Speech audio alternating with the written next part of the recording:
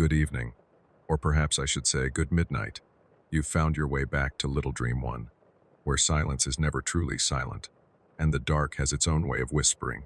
Tonight, I invite you to sink into your chair, pull the blankets a little closer, and let your breathing slow, because what follows are 7 long tales, carved from shadow and folklore, meant to keep you company as the world outside drifts to sleep.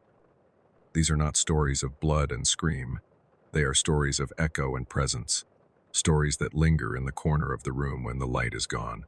So, close your eyes if you dare, let the voice carry you, and remember, no matter how safe your walls may seem, something is always listening. Welcome to tonight's descent. Story 1. The Whispering Walls. They say that silence is never truly empty. That if you listen long enough, if you strip away the drone of electricity, the chatter of neighbors, the endless hum of life, you will begin to hear what has always been there. The breath of a room, the memory of wood, the secret weight of stone. Margaret Langley had been listening for silence for months. It began after her husband died in early spring, a sudden passing that left her house in the city crowded with people who would not leave, who came bearing flowers, casseroles, and the kind of pity that wears a smile but stings like vinegar. She needed distance from all of it, from condolences, from obligations, from the sight of familiar streets that seemed somehow cruel in their indifference to her grief. When she found the advert, it seemed like an answer. Secluded property available. 2-story timber house, ideal for retreat. Perfect silence. The words on the page glowed at her like a benediction. The villagers in Greystone had their own way of speaking about the house. Some avoided the subject altogether, giving her vague smiles and changing topics. A few muttered a phrase she did not understand. The stone remembers. She told herself it was nothing. Every town had its superstitions, its old phrases that belonged more to folklore than to truth. She was not there for stories. She was there for stillness. And so it was on an amber-tinted October afternoon that Margaret arrived, driving up a narrow dirt track that wound between the skeletons of pines and the wide, white ribs of an abandoned quarry. The air had a bite in it, that peculiar blend of iron and smoke that always arrives before the first frost. The house revealed itself slowly. At first, she saw only the sharp points of its gables, stabbing upward like knives through the thinning trees. Then the rest came into view. Weather-stained timber, shutters hanging slightly askew, windows dulled by a patina of condensation that refused to lift even when the sun fell against them. She parked her car in the barren yard, gravel crunching beneath the tires, and for a moment sat motionless, staring at the house. It stared back. Not with hostility, not even with menace, but with the kind of expectancy one feels when walking into a room where a conversation has only just ended. Inside, the air was cool and dense, carrying the faint mineral tang of a cellar. Her footsteps echoed strangely on the wood, not loud, not sharp, but muffled, as though the sound had been caught and swallowed before it could properly bloom. She whispered something to herself, something mundane, like it will do nicely, and even that seemed to linger oddly, tugged at by the beams above her. The first day was consumed by ordinary tasks. She carried her bag inside. She lit a fire in the hearth, coaxing reluctant flames from damp wood. She set her lanterns in corners where the electric bulbs flickered and faltered, unsure of themselves. It felt almost cozy by the time night began to fold itself around the house, the quarry vanishing into a black hollow outside her window. Margaret made tea. She read a chapter of a book she had no interest in finishing, and at last, lulled by the promise of peace, she let her body sink into the worn armchair beside the hearth. The fire sputtered softly. The wind outside exhaled against the shutters. For the first time in months, her eyes closed without the ache of tears. And then she heard it.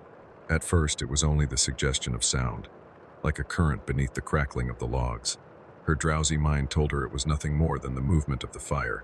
Yet the longer she lay still, the more distinct it became, a whisper, faint but deliberate, pressed into the spaces between the timbers.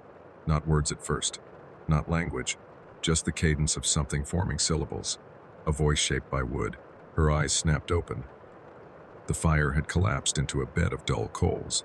Shadows clung thickly to the corners of the room. She held her breath and listened. The whisper came again. A hush, then another, layered faintly against the walls as though the house itself were drawing in and releasing a secret. She could not make sense of it. Perhaps it was no more than wind pressing through some hidden seam in the wood. Yet the longer she listened, the more it seemed to circle her, to grow steady, almost purposeful, as if waiting for her to answer. She whispered back, without meaning to, just a single word, hello, that slipped from her lips like an instinct. The room stilled. The fire hissed once, sharp, like a warning. Then came silence again, heavy and absolute, the kind of silence that presses against the skull and reminds you of the frantic, vulnerable thrum of your own heart. Margaret slept fitfully after that. When she woke the next morning, sunlight spilling thinly through the smudged panes, she laughed at herself. It was natural, she thought, to imagine voices in a strange place.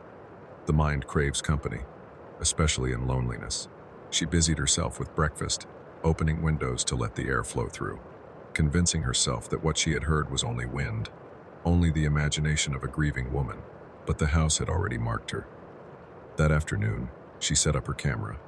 Margaret had been a vlogger for years, a travel storyteller, documenting her explorations of cities, countryside inns, forgotten landmarks. She had not posted anything in months, not since the funeral, but old habits remained. She thought perhaps she could make something from this retreat, a gentle return to her audience. The House of Perfect Silence, she would call it, a place where one could hear nothing but one's own breath. She walked the rooms with her lens open, narrating softly, her voice carrying through narrow hallways and down the winding staircase. Every time she paused to review the footage, she noticed how the air behind her words seemed thicker than it should, how the silence clung close to her sentences. Yet she pressed on, recording hours of material, telling herself she would edit later, once she returned home. It was only that evening, after supper, when she loaded the files onto her laptop, that the first crack appeared. She pressed play, the screen lit with her image moving through the house, gesturing, smiling faintly in a way she had not done in months. Her voice filled the room, but beneath it, laced so delicately she nearly missed it, was another, faint, whispering. She leaned closer, turned the volume higher. The words were unclear, warped by static, but they were there, rising from the walls like steam. Sometimes they seemed to echo her own sentences, as though mocking her. Other times, they broke into fragments, syllables of something older, unfamiliar. Margaret's stomach tightened. She replayed the clip, again and again, the same hushed phrases, layered under her voice. She checked the others' hallway, stairwell, bedroom. Always the same, whispers surfacing where none had been heard in the moment of recording. She shut the laptop with trembling hands and stared at the dark window. Her reflection looked pale, ghost-like, floating above the quarry's abyss. It was only the house, she told herself. Old timbers, drafty seams, the interference of cheap recording equipment. That was all. Yet when she lay down to sleep, the memory of those voices clung to her like damp cloth, and she could not help but wonder what the house had been trying to say. And as the night deepened, as shadows thickened and silence pressed close, Margaret heard it again, not through her speakers, not from her laptop, but from the very grain of the walls themselves. A hush, a murmur, circling her in the dark, waiting.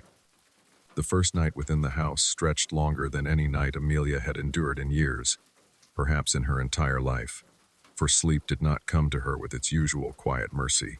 Instead, it hovered at the edges of her mind like a reluctant visitor, teasing her with moments of half-dreams before abandoning her altogether. She lay upon the old iron-framed bed in the upstairs room, staring at the cracked plaster ceiling as the minutes dripped into hours, listening to the way silence itself seemed to breathe. It was not the ordinary silence of a countryside home, not the restful hush broken only by crickets or the distant bark of a dog, but rather a silence that carried with it a suggestion of intent, as if the house itself leaned in close to hear her own shallow breaths, as though its walls longed to answer with breaths of their own. At some point, she must have drifted into a restless doze, for when her eyes opened again, the room was not entirely dark, but washed with a thin, colorless light, the kind that arrives just before dawn, yet feels entirely detached from the promise of morning. The air was damp, clinging to her skin in a way that made her shiver, and there was a faint trace of mildew, like paper that had been left too long in the rain. She rose, wrapping the quilt around her shoulders, and stepped to the narrow window. Outside, the fields lay hidden beneath a pale fog that seemed to shift with subtle movement, though no breeze stirred the trees. She had the impression of something alive concealed within that vapor, something that did not scatter when observed but only paused, waiting, before continuing its slow and inevitable motion. She turned from the window, unsettled, and as she did, the hush inside the house changed. It was not louder, not even more noticeable, but different, like a note bent slightly off key. Then came the sound, faint, almost imperceptible, yet undeniably there. A murmur, not the groaning of wood, not the usual settling of old beams, but the cadence of voices, low and hushed, as though two people were speaking on the other side of a thin wall. Amelia froze, her heart pushing against her ribs, straining to decipher the syllables, to catch meaning in the muffled exchange. But the words remained slippery, more suggestion than substance, dissolving into a sound that seemed part breath, part echo, and wholly unnatural. Gathering her courage, she pressed her ear against the wall. The whispering did not sharpen into clarity, but grew in presence, as though the wall itself carried a memory of countless conversations long since past, each layered upon the other, until they formed a tapestry of murmurs without language. Her skin prickled.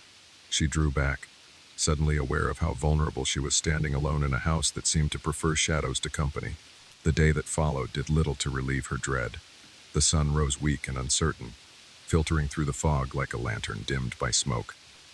She tried to busy herself with the small tasks of settling in, unpacking her trunk, sweeping dust from the kitchen floor, opening cupboards that smelled of stale flour and mouse droppings, but no matter where she moved, the sense of being watched clung to her.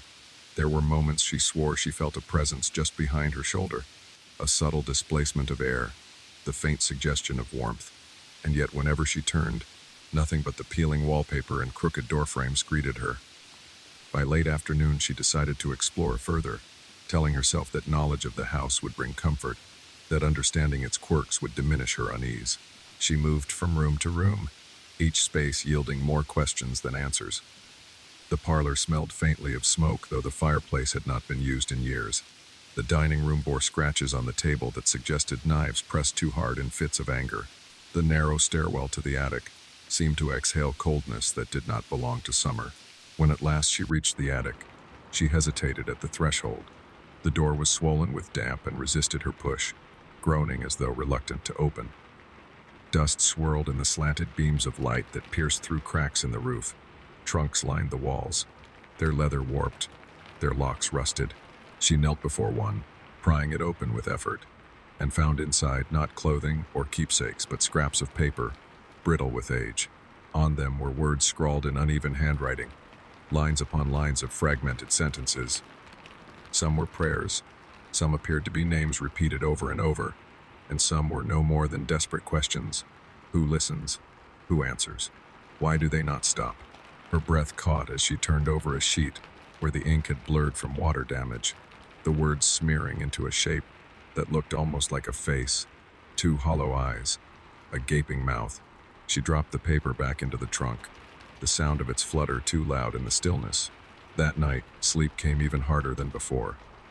The whispering returned, not as faint as the night prior, but clearer, closer, as if the voices had grown bolder in acknowledging her presence.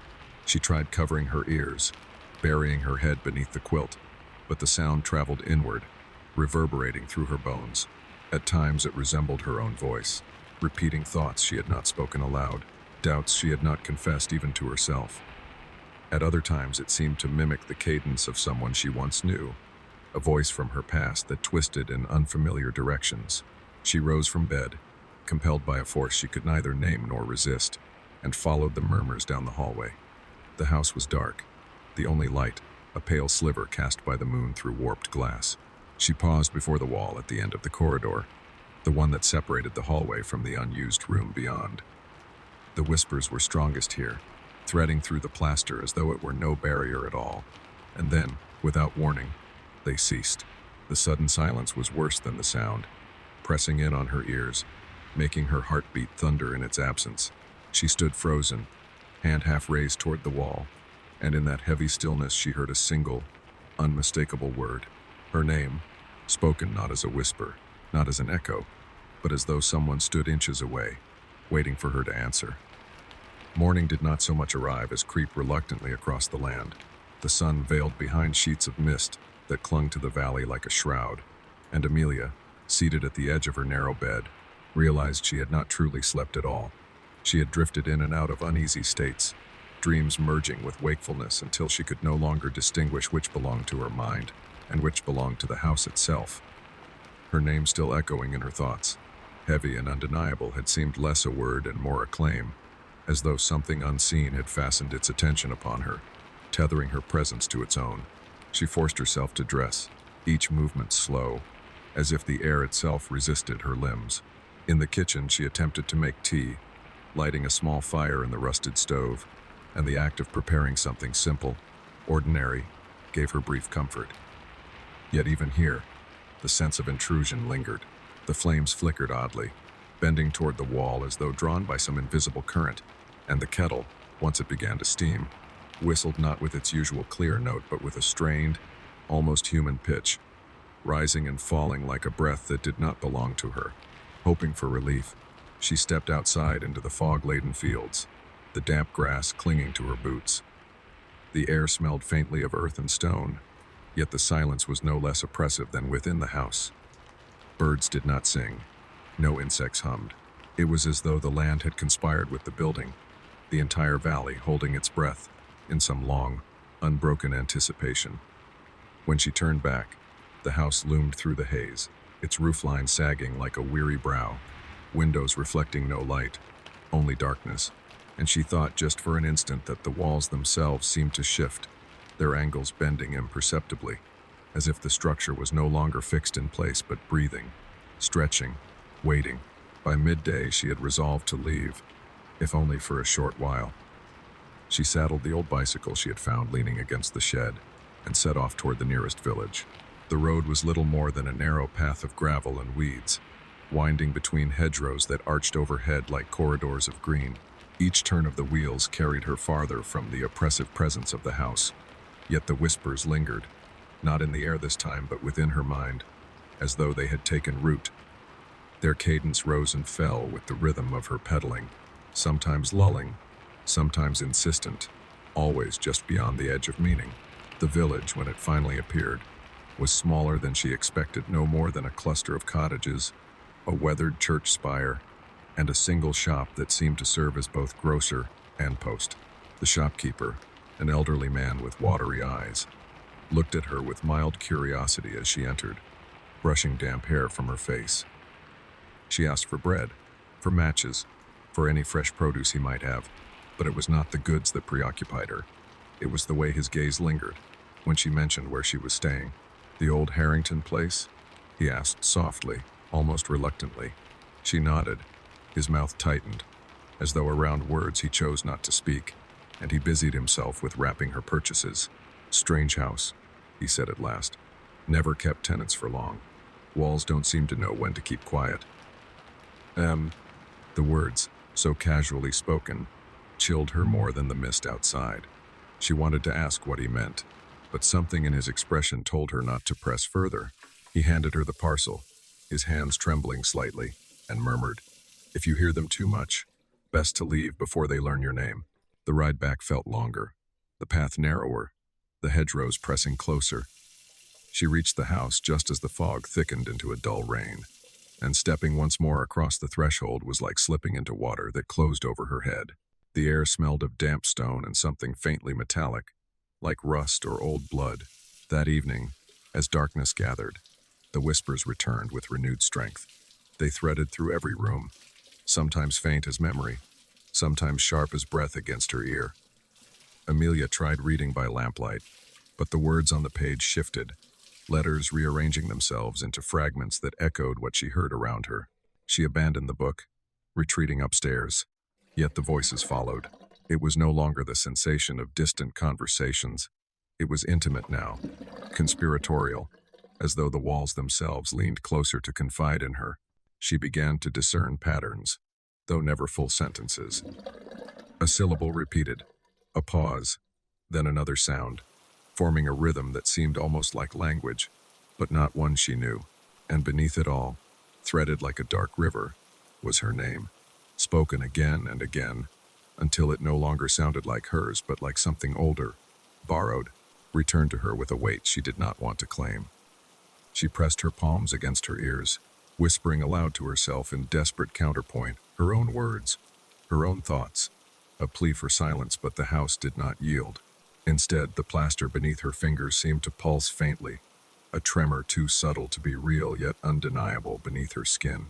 Then, quite suddenly, the whispers ceased. The stillness that followed was so absolute that it roared in her head. She dared to lower her hands, to open her eyes, and it was then she saw it. Along the wall near the foot of her bed, faint but unmistakable, the wallpaper bulged outward, as though something pressed from the other side, struggling to emerge.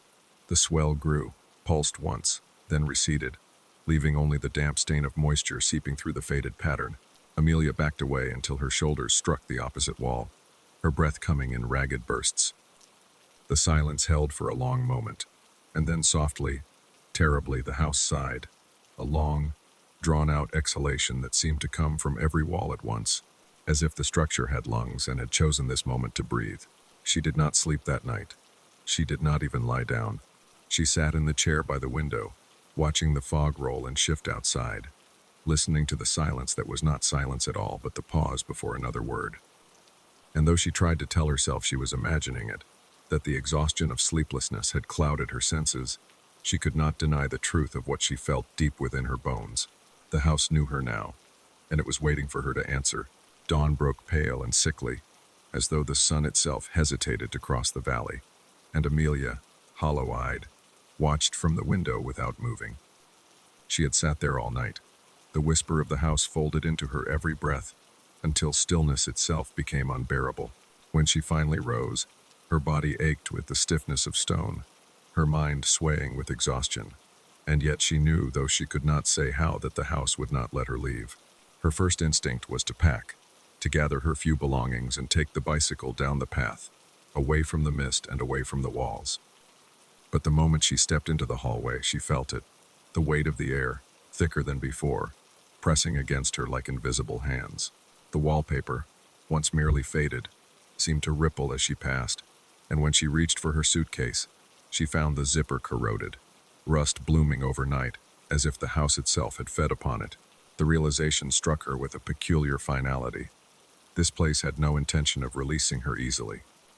To distract herself, she searched the shelves and cupboards more thoroughly, and it was then she discovered a narrow door behind the sagging wardrobe in the upstairs hall. The wood was warped, the knob tarnished, but when she tugged it open, a waft of stale, airless cold struck her lungs. Beyond lay a steep stairwell, plunging down into darkness. She fetched her lantern, hesitating at the threshold. Something about the air that drifted upward unsettled her, not merely the dampness of stone, but a sound beneath it, subtle and steady, like the faint resonance of voices humming through pipes. Her rational mind whispered that it was only groundwater, or the groaning of beams, but another part of her recognized the cadence instantly. It was the same low murmur that had haunted her recordings, the same whispers that carried her name. Lantern in hand, she descended. The steps creaked, each one sinking under her weight as though resisting. At the bottom, she found herself in a narrow cellar, its walls unfinished, stone bleeding moisture that dripped into shallow pools. The floor was littered with scraps, broken reels of magnetic tape, coils of wire, shards of glass, and in the center, half buried under years of dust, stood a cabinet of heavy oak. Its drawers were stiff, but she forced them open, revealing notebooks stacked in careless piles. The handwriting was erratic, words scrawled at angles across the pages, diagrams of waveforms, crude sketches of the house's floor plan, annotated with arrows and symbols. At first, the writing was technical calculations of frequency, notes about resonance, but as the pages progressed, it grew unhinged. Sentences collapsed into fragments. They are not echoes. They are thoughts pressed into stone. The walls remember. If you listen long enough, they begin to speak in your voice. The final notebook ended abruptly, ink smeared as though the pen had been torn from the writer's hand. Amelia turned the page and froze, for there, scrawled in a shaky, desperate script, was her own name. Not once, but dozens of times, written over and over, until the ink bled through. Her lantern flickered. For a moment, the cellar plunged into shadow, and in that instant she thought she saw movement along the stone hands pressing outward, fingers stretching the surface as though it were not solid but pliant, like wet clay. When the flame steadied, the wall was still, blank save for the glisten of moisture, but the impression lingered. She staggered back, clutching the notebook, her heart battering against her ribs. The whispers swelled now, no longer faint but insistent, crowding the air of the cellar. They rose and fell in overlapping cadences, a chorus of voices speaking over one another, and though she could not understand the words, she knew the intent. They were not warning her, they were inviting her. Amelia fled up the stairs, slamming the narrow door shut, her breath ragged, but the whispers did not recede. They followed her through the halls, seeping from the cracks in the plaster, vibrating faintly through the floorboards, and always threaded within them was her name. That night she did not attempt to sleep. She sat at her desk, the notebook open before her, lantern casting a weak circle of light, while the walls throbbed with sound. She tried to write, to anchor herself with her own words, but each time she set pen to paper, her sentences dissolved into repetition, her own name appearing unbidden beneath her hand. At last she dropped the pen, staring at the ink-smeared page, and whispered aloud, "What do you want from me?"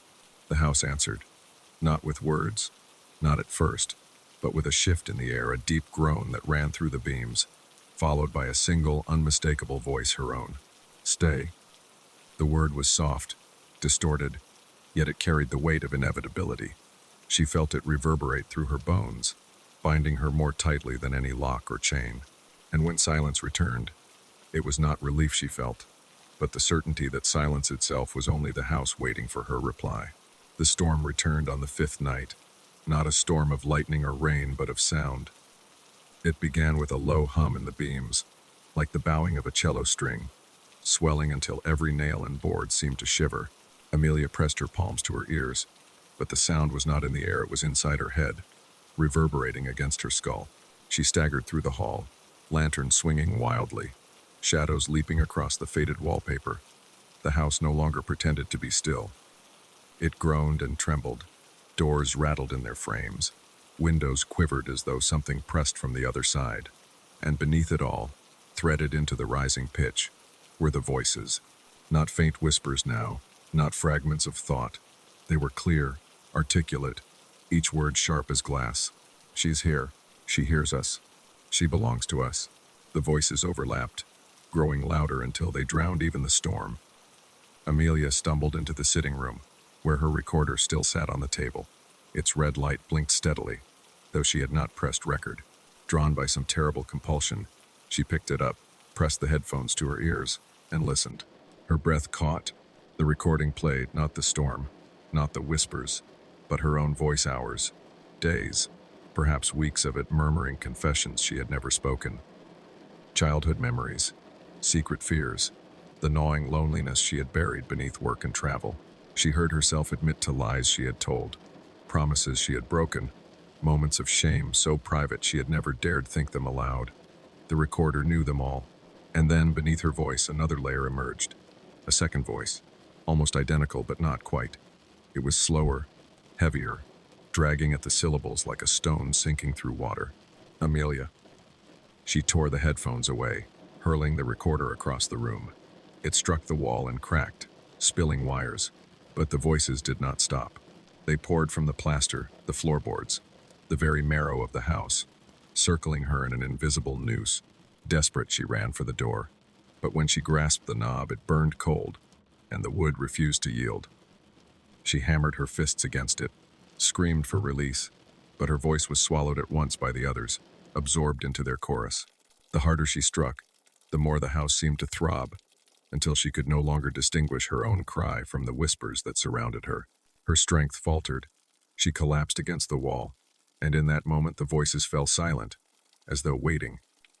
The hush was worse than the clamor, for in it she heard the faintest echo her own breath, slow and ragged, repeating back to her not a second later, perfectly synchronized. She pressed her ear to the wall and froze. On the other side, something was breathing, not in mimicry, not in mockery, but in unison. Her lungs rose, and so did its. Her breath quickened, and so did its. until she could no longer tell whether she was the one drawing breath or merely echoing something that lived within the walls. A memory surfaced then, unbidden, the final page of the notebook she had found, the scrawled confession of the engineer before his mind unraveled. The walls remember. They will whisper what you bury, and when they know enough, they will speak as you. Amelia understood at last. The house was not haunted in the old sense, not by spirits of the dead, but by the residue of the living.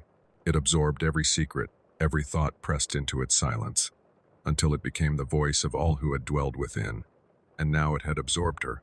She staggered back into the study, seized the lantern, and hurled it against the shelves. Flames licked across the dry paper, the notebooks igniting at once. Smoke curled upward, black and choking, as fire spread along the floorboards. The house groaned in protest, walls quivering, but Amelia pressed on, coughing, dragging her suitcase through the heat. She made it to the front door once more, battered her shoulder against it, and this time the wood gave way. She stumbled out into the night, lungs burning, skin blistered from heat, and collapsed onto the wet grass. Behind her, the cabin blazed, sparks spiraling into the starless sky. For a moment, she thought she had won. But then, through the crackle of fire, she heard it. A whisper, not from the house, not from the trees, but from the recorder she still clutched unknowingly in her hand, its casing charred, its red light still blinking. She lifted it, trembling, pressed it to her ear. Her voice emerged, faint but distinct, threaded with a sigh. You can burn the house, Amelia, but you cannot burn the walls within you. She dropped the recorder with a cry, but the words remained, circling in her head, seeping into the marrow of her bones. For long after the cabin collapsed into ash, long after the valley fell silent, she lay awake, hearing not the night wind, not the crickets, but the endless, steady murmur of her own voice whispering, whispering, whispering until it no longer mattered whether she was speaking or the walls were. Story 2. The Bone Garden. They told her not to buy it. Every neighbor she spoke to, every elderly woman at the market, every half-drunk old man slouched on a bench near the crumbling chapel, gave her the same look when she mentioned the house beyond the river. Some crossed themselves as if warding off evil. Some laughed nervously, shaking their heads, muttering that youth has no memory and no patience for whispers. But the young rarely listen, and Mara, who had come to the village with more hope than money, ignored their warnings. She saw only a sagging roof that could be repaired, ivy that could be trimmed, windows clouded with dust that could be polished to catch the morning Sunday. She saw a house cheap enough for her meager savings, large enough to hold the weight of her solitude, far enough from the bustle of the main road to give her peace. The iron gate resisted her touch the first day she arrived. Its hinges shrieked like some wounded animal as she pushed them apart, and a gust of air met her face, not wind, but the kind of draft that rises from cellars, stale and cool and faintly damp. She paused, her hand resting against the cold, flaking bars, and for just a moment she imagined that the house had exhaled. The garden beyond had no flowers, no vegetables, nothing but pale soil that seemed strangely powdery, as if ash had been tilled into the earth long ago. A few stubborn weeds had forced their way through, brittle and gray as bones. She thought of bleaching sun, of seasons of neglect, and told herself that she would bring life back into this place. The house itself stood unevenly, a patchwork of stone and wood, parts of it older than others. Its windows were narrow, set deep into the walls, like tired eyes. Above the door hung a small carving, weathered almost smooth. It might once have been a wreath, or perhaps a skull, but time had erased its certainty. When Mara set the key into the lock and turned, she heard not the click of tumblers but a hollow sound, like something settling deep within. Inside, the air was thick with the odor of age, mildew, soot, and something sharper beneath, metallic and faintly sweet. She carried her bags over the threshold, telling herself the smell would fade with cleaning. Dust coated the floor in a pale film, and when she stepped, her footprints marked the boards as if pressing into fresh snow. In the corner of the main hall, something caught the light, a collection of glass jars lined neatly on a shelf, their contents clouded beyond recognition. She approached one, but before her hand touched the glass, a board groaned sharply above her head. She froze. The house should have been empty. She had been assured it had been vacant for years. The sound might have been the settling of old beams, the complaint of wood remembering storms and winters, but in the silence that followed, Mara felt the weight of listening, as though something upstairs waited, patient and unseen, its ear pressed to the walls. That night, after hours of sweeping, opening shutters, and scrubbing the stone hearth, Mara made herself a bed on the floor with a blanket. She lay awake long after the last candle burned down, staring at the ceiling beams, listening to the odd, uneven rhythm of the house. There was no wind outside, yet now and again a low moan threaded through the hallways, rising and falling like breath. She told herself it was imagination, the fatigue of travel, the stories the villagers had muttered. But just before sleep claimed her, she heard something else faint, brittle, like fingers scratching in the soil outside her window. In the morning, she found the earth disturbed beneath the sill. Small furrows ran across the powdery garden, not deep, but deliberate, as though something had been drawn there and then smoothed over again. She knelt, touched the soil, and pulled her hand back. It was not like ordinary dirt. It clung to her skin, pale and fine, with the consistency of crushed bone. Mara told herself she had simply found old lime, perhaps used long ago to sweeten the ground. But when she looked closer, she saw a shape beneath the surface, a fragment, no larger than her thumb, curved and porous. She lifted it gently, brushed away the clinging soil, and found herself staring at a piece of rib bone, brittle and white as chalk. She dropped it quickly, her heart hammering. The house was cheap, yes, but not without reason. She glanced at the iron gate, at the ashen garden, at the sagging roof that seemed suddenly heavier than before. The villagers' warnings returned to her, but so too did her stubbornness. Mara had nowhere else to go. She told herself bones were common in old soil. Perhaps this land had once been a burial ground. Perhaps animals had been interred here long ago. She forced the thought aside and turned back to the house. But as she stepped through the doorway, her eyes flicked to the shelf of glass jars once more. The liquid inside one of them had cleared slightly overnight. Something pale floated near the surface, not a plant, not a root, but something curved and smooth, like the cap of a skull no larger than a child's. The second morning in the house began with silence so thick Mara thought, for a moment, she had gone deaf in her sleep. No birdsong filtered through the shutters. No wind stirred the garden. Not even the faint hum of distant village life reached her ears. She lay still on the blanket she had spread across the wooden floor, holding her breath, listening for anything that might prove she had not woken into a void. Only after several long moments did she hear it. The faint, measured creak of the rafters above her, as though something paced across the beams with deliberate patience. She sat up slowly, the blanket sliding from her shoulders, and told herself it was only the house shifting, remembering its age. Yet when she rose and opened the shutters, the garden outside looked newly disturbed. The pale, bone-colored soil was not smooth as it had been the evening before. Instead, long, shallow lines cut through the surface, weaving and circling like the work of an unseen hand dragging a fingertip through ash.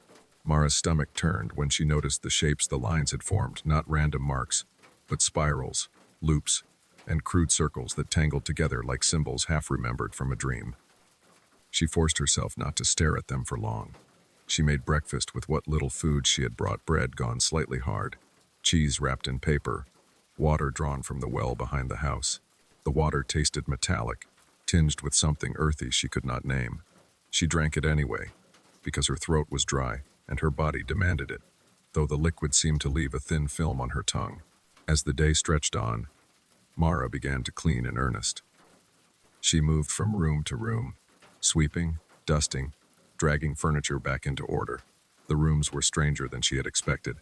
Some bore signs of long abandonment, chairs overturned, curtains rotted to threads, plaster crumbling from the walls. Others, however, looked as though someone had left only yesterday. Beds made, a mirror polished, a single shoe tucked neatly beneath a bureau. Each time she crossed a threshold, she felt the distinct sensation of entering not just another space but another life, as though the house were a patchwork of abandoned memories stitched together into a single body. In one upstairs room, she discovered a wardrobe. Its doors, swollen with damp, resisted her first tug, but when they gave way, they revealed a row of garments swaying slightly on their hangers, dresses, coats, a suit or two, all covered in a thin layer of dust. She brushed the sleeve of one with her hand and froze. The fabric was not only intact but faintly warm, as though it had only recently been worn. She dropped the cloth and shut the doors quickly, telling herself the sunlight had simply heated the air, that her imagination had done the rest. But her heart would not calm until she returned to the ground floor. The jars on the shelf in the hallway remained where they had been, yet when she looked closer, she noticed that the liquid in several had shifted, clarifying slightly, revealing pale contents beneath. One jar contained what looked like roots, thin, tangled, branching like veins. Another held something that resembled fragments of ivory, too curved and too deliberate in shape to be stone. Mara turned away before her eyes could linger, telling herself not to look too closely. Not yet. That night, fatigue pressed against her eyes, but sleep refused to come. She lay listening to the house breathe. The moaning draft through the hallways rose and fell, and beneath it, she began to notice another rhythm. Faint, muffled thuds, slow and steady, like the beating of a heart somewhere deep beneath the floorboards. Each time she almost drifted off. The sound pulled her back, and she found herself staring at the dark ceiling, counting the spaces between those hollow beats. Sometime after midnight, she rose and lit a candle. The flame flickered wildly, though the air was still. She carried it into the hall, then into the kitchen, and finally to the back door that led into the garden. When she opened it, the cold struck her immediately sharper than it had any right to be, as though the night had pooled its frost solely within those boundaries. The spiral markings she had seen that morning had deepened. Now they etched themselves in furrows wide enough to catch the candlelight, shadows falling into the grooves, and in the very center of the largest spiral, something jutted from the soil, a length of wood, no taller than her knee, smoothed at the top as though it had once served as a marker. She stepped closer, heart thundering, and touched it. The wood was soft, spongy, not rotted but strangely pliant. And when she pressed harder, it gave slightly beneath her fingers, not like timber at all, but like cartilage. A sick realization crept over her. This was no stake of wood, but something else, something that had been stripped and set upright long ago. The candle guttered, threatening to die, and she hurried back inside. She shut the door and leaned against it, her breath coming fast, the darkness of the kitchen pressing close around her. She thought of leaving then, of abandoning the house and all its whispers. But where would she go? The village had no place for strangers, and her savings were gone. She could not return to the city she had left behind. She was trapped, as surely as if the iron gate outside had locked itself. When at last she crawled beneath her blanket again, the house seemed to shift in response. The floorboards trembled faintly, dust falling from the beams above. From the far end of the hall came a sound like a sigh, drawn out and low, as though the walls themselves had leaned inward to listen. She closed her eyes and whispered to herself that it was only a house, only stone and wood and memory. But in the stillness that followed, she could have sworn she heard another whisper answer her, faint, hollow, and rising not from the rooms around her but from deep beneath the soil of the garden outside. Mara woke with the sharp certainty that she had been watched all night. Her body ached as though she had been holding herself rigid in her sleep, and her throat was raw, as if she had whispered words she did not remember speaking. The blanket clung damp to her skin.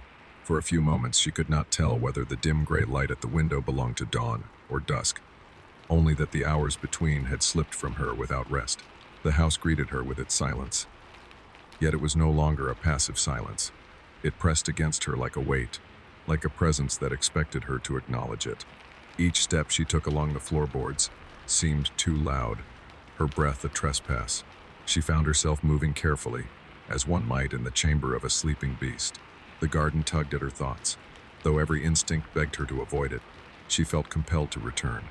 She unlaced the door and stepped outside. The spirals carved into the bone-colored soil had spread overnight, tracing further, winding between the roots of the crooked trees that bordered the yard. They formed patterns now, some almost geometric, others meandering like veins. It was among those trees that Mara noticed something new. At first glance, they seemed only fruit trees gone feral, their branches blackened, their bark split by frost. But as she drew closer, she saw that the trunks bulged in strange places, rounded as though something beneath the bark strained for release. The air here smelled sour, like damp cloth left to rot. She reached to touch one of the growths and felt heat pulsing faintly within, like breath trapped inside. She jerked her hand away. The orchard stretched farther than it had appeared from the house, rows and rows of warped trees weaving into a thicket. Mara walked among them, candle in hand, though daylight filtered thinly through the branches. With every step, the silence deepened, the outside world falling further away. And then she heard it, not silence at all, but a murmur, rising faintly from within the trunks. She pressed her ear to the bark of the nearest tree. There, within the wood, was a sound like distant voices, hushed and unbroken, as though dozens of throats whispered at once. She staggered back, her skin crawling. Near the center of the orchard, she found what the patterns in the soil had been guiding her toward. A pit, shallow but wide, ringed with stone. At its center lay a scatter of pale fragments, half buried in the ashen dirt. She bent to look closer. They were not stones at all, but bones, weathered smooth, their ends gnawed blunt. The pit was not empty. It was a garden bed of remains. Her breath faltered. In the cold stillness, she realized why the air here felt so heavy, why the orchard seemed to thrum with unease. The soil was not ordinary earth. It was bone-ground fine, mixed and layered until it formed the very ground she stood upon. Something shifted at the pit's edge. Mara looked up. One of the bulging trees leaned inward, its trunk creaking. The growth on its side split, releasing a thin trickle of pale fluid that hissed when it touched the soil. From within the rupture protruded a shape too symmetrical to be random. A jawbone, its teeth intact, pressed outward as though trying to chew its way free. Mara stumbled back, nearly losing the candle. Her pulse hammered against her throat. She turned and forced herself to retrace her steps through the orchard, branches snagging her clothes, the ground whispering beneath her feet. Inside the house, she slammed the door and pressed her back against it, gasping. But the whispers did not fade. If anything, they grew clearer, threading through the walls, rising from the floor, seeping down from the rafters. She realized with mounting dread that the orchard was only an extension of the house, or perhaps the house itself was only a surface shell above a deeper, older body rooted in the earth. As night gathered again, Mara lit every candle she owned. The rooms glowed dimly, yet the shadows seemed to bend toward her, pooling thick in corners, listening. She tried to sleep but found herself pacing, muttering aloud simply to fill the air. At times she thought she heard her own words echo back, twisted slightly, as though the walls repeated them in voices that were not her own. Toward midnight, she returned once more to the hallway shelf, to the jars. In the wavering light, she finally saw them for what they were. The roots in one jar were not roots at all, but nerves, delicate filaments branching from a spinal cord. The ivory fragments in another were not stone, but knuckles, stripped and polished.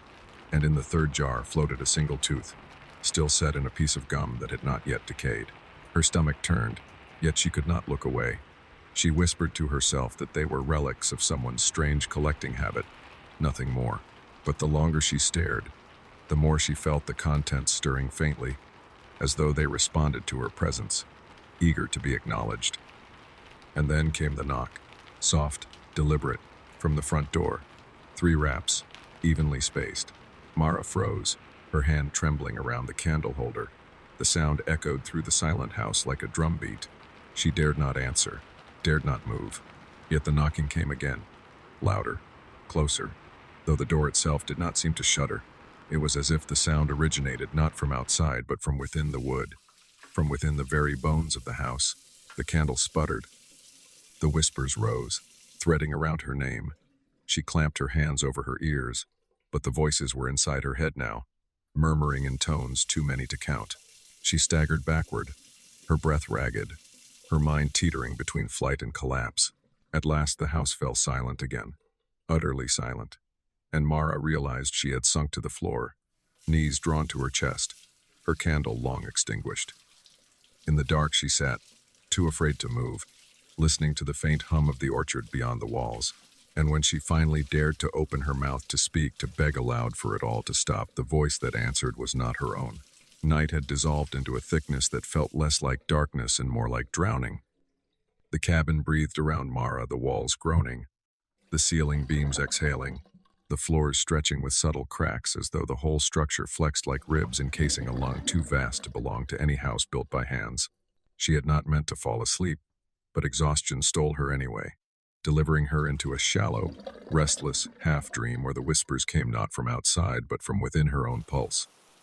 They said her name without urgency, just insistence, like a lullaby meant to erode rather than soothe.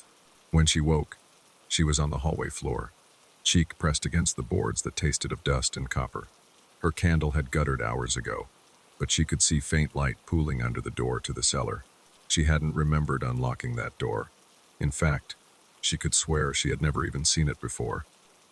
Yet here it was, a square cut into the hallway planks, hinges stained with age, light breathing from its seams like the glow of embers. She told herself to leave it shut. She told herself to walk away. Instead, her hand pale, shaking. Separate from her, Will found the iron handle and pulled. The door opened with the sound of bone splitting. A narrow stairway fell away into the earth, steps carved from stone damp with seepage. The light came from below, not from flame but from the walls themselves, faintly luminescent, like moonlight soaked into marrow. Each step groaned under her weight, and with every descent, the air grew cooler, moister, and denser, carrying with it a smell both medicinal and rotten, lime and decay, salt and iron. At the base of the stair, a chamber opened. The ceiling was low, yet the space felt cavernous, its shadows stretching too far. The walls were lined with alcoves, and in each alcove sat arrangements of bones, not scattered but sculpted into patterns that echoed the orchard above, spirals, concentric circles, lattices of ribs strung together like woven reeds. Some forms resembled flowers, others resembled faces. All of them seemed to lean forward, attentive, as she entered. At the chamber's center lay a slab of stone, its surface scored with grooves. Resting atop it were bones arranged to mimic the shape of a body. But where the head should have been was only a hollow bowl, as if waiting to receive something. Mara approached unwillingly, the whispers thickening in her ears. They did not clamor or shout. They hummed, steady and calm, the way a hive hums while bees crawl invisible paths inside. She noticed then that the grooves on the slab led downward, feeding into channels etched in the floor. Those channels ran to the walls, into the alcoves, carrying something dark that had dried into thin crusts. When she leaned close, she smelled it and knew. Blood, old but preserved, as though the chamber had been salted with memory. Something caught her eye ajar at the far corner of the chamber, identical to the ones she had seen upstairs, but larger. Inside, suspended in liquid that glowed faintly from within, was a hand. The fingers curled and uncurled in slow rhythm, flexing like a sleeper caught in dreams. Her stomach lurched, but she could not look away. She thought she recognized the shape of the palm, the curve of the nail beds, her own. She stumbled back, heart rattling. The whispers rose in pitch. They were not incoherent now. They spoke in unison, a single voice braided from many, saying, "You carry us. You always have. The garden grows in you as it grows in earth. You are marrow and seed alike." Mara shook her head, clutching her ears, but the voice spoke inside her bones. She felt her ribs tremble, her teeth ache as though words were trying to push through enamel. She reached for the stairs, but the way back was gone. The passage she had descended now gaped like a throat, its steps melting into soil. The chamber itself shifted. The alcove patterns pulsed faintly, their spirals widening, their lattices breathing. From the grooves in the stone slab, a wetness spread anew. Fresh, copper, bright. She knew without knowing how that the slab was no longer empty. She turned her head, slowly, unwillingly, and saw that the body formed from bones now bore flesh. Her own skin stretched tight, her face half-formed, eyes sealed but twitching beneath their lids. The hollow where the head had been was no longer vacant. It mirrored her. Not a mask, not a sculpture, but a second self still in the process of becoming, drinking her breath, feeding on her pulse. Her legs gave way. She fell to her knees, palms pressed to the cold floor, the channels of dried blood flaring warm beneath her touch.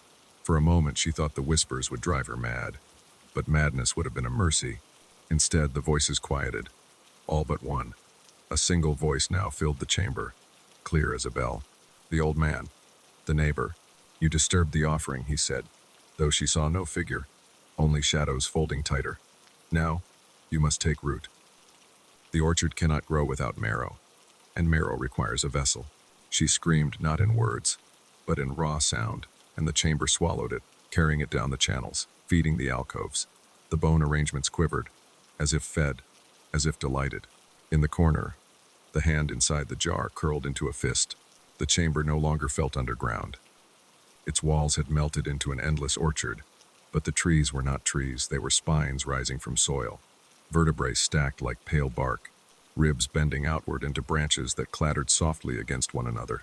Skulls hung from those branches like fruit, some polished until they gleamed, others cracked open to spill shadows that dripped down their hollow sockets. Mara staggered to her feet, though the floor was no longer stone. It was soft, springy, and she realized with sick certainty that it was woven from tendons stretched taut. Each step made a wet sound, as if she walked across a drum of flesh. The air thrummed. The whispers had become song now, low and resonant, a choir of bones humming through their hollows. It filled her marrow until her knees buckled again, not from weakness but from resonance, like a tuning fork forced to vibrate. The stone slab still stood at the orchard center. On it, the form of herself was no longer incomplete. Flesh had grown over the bones, hair spilled across the grooves, and her eyes were open now, watching her with a calmness so profound it made her chest ache. The double of Mara inhaled once, deeply, and when it exhaled, the orchard moved with the breath, all branches bending in time, skulls knocking together like wind chimes. "I am you," the voice said, but it did not come from lips. It came from inside her sternum, vibrating her heart against her ribs. "And you are me. You were always meant to return." Mara shook her head, her mouth dry, her throat a knot of wire. "No, I didn't choose this. Choice is a lie," the orchard sang. "Soil does not choose to bear roots. Roots do not choose to break stone. They grow because they must." The double rose from the slab, moving with a grace Mara had never possessed. Its steps made no sound upon the tendon-woven floor. When it reached her, it lifted her hand, and pressed its palm to her cheek. The touch was warm, familiar, gentle, and in that gentleness lay horror deeper than cruelty.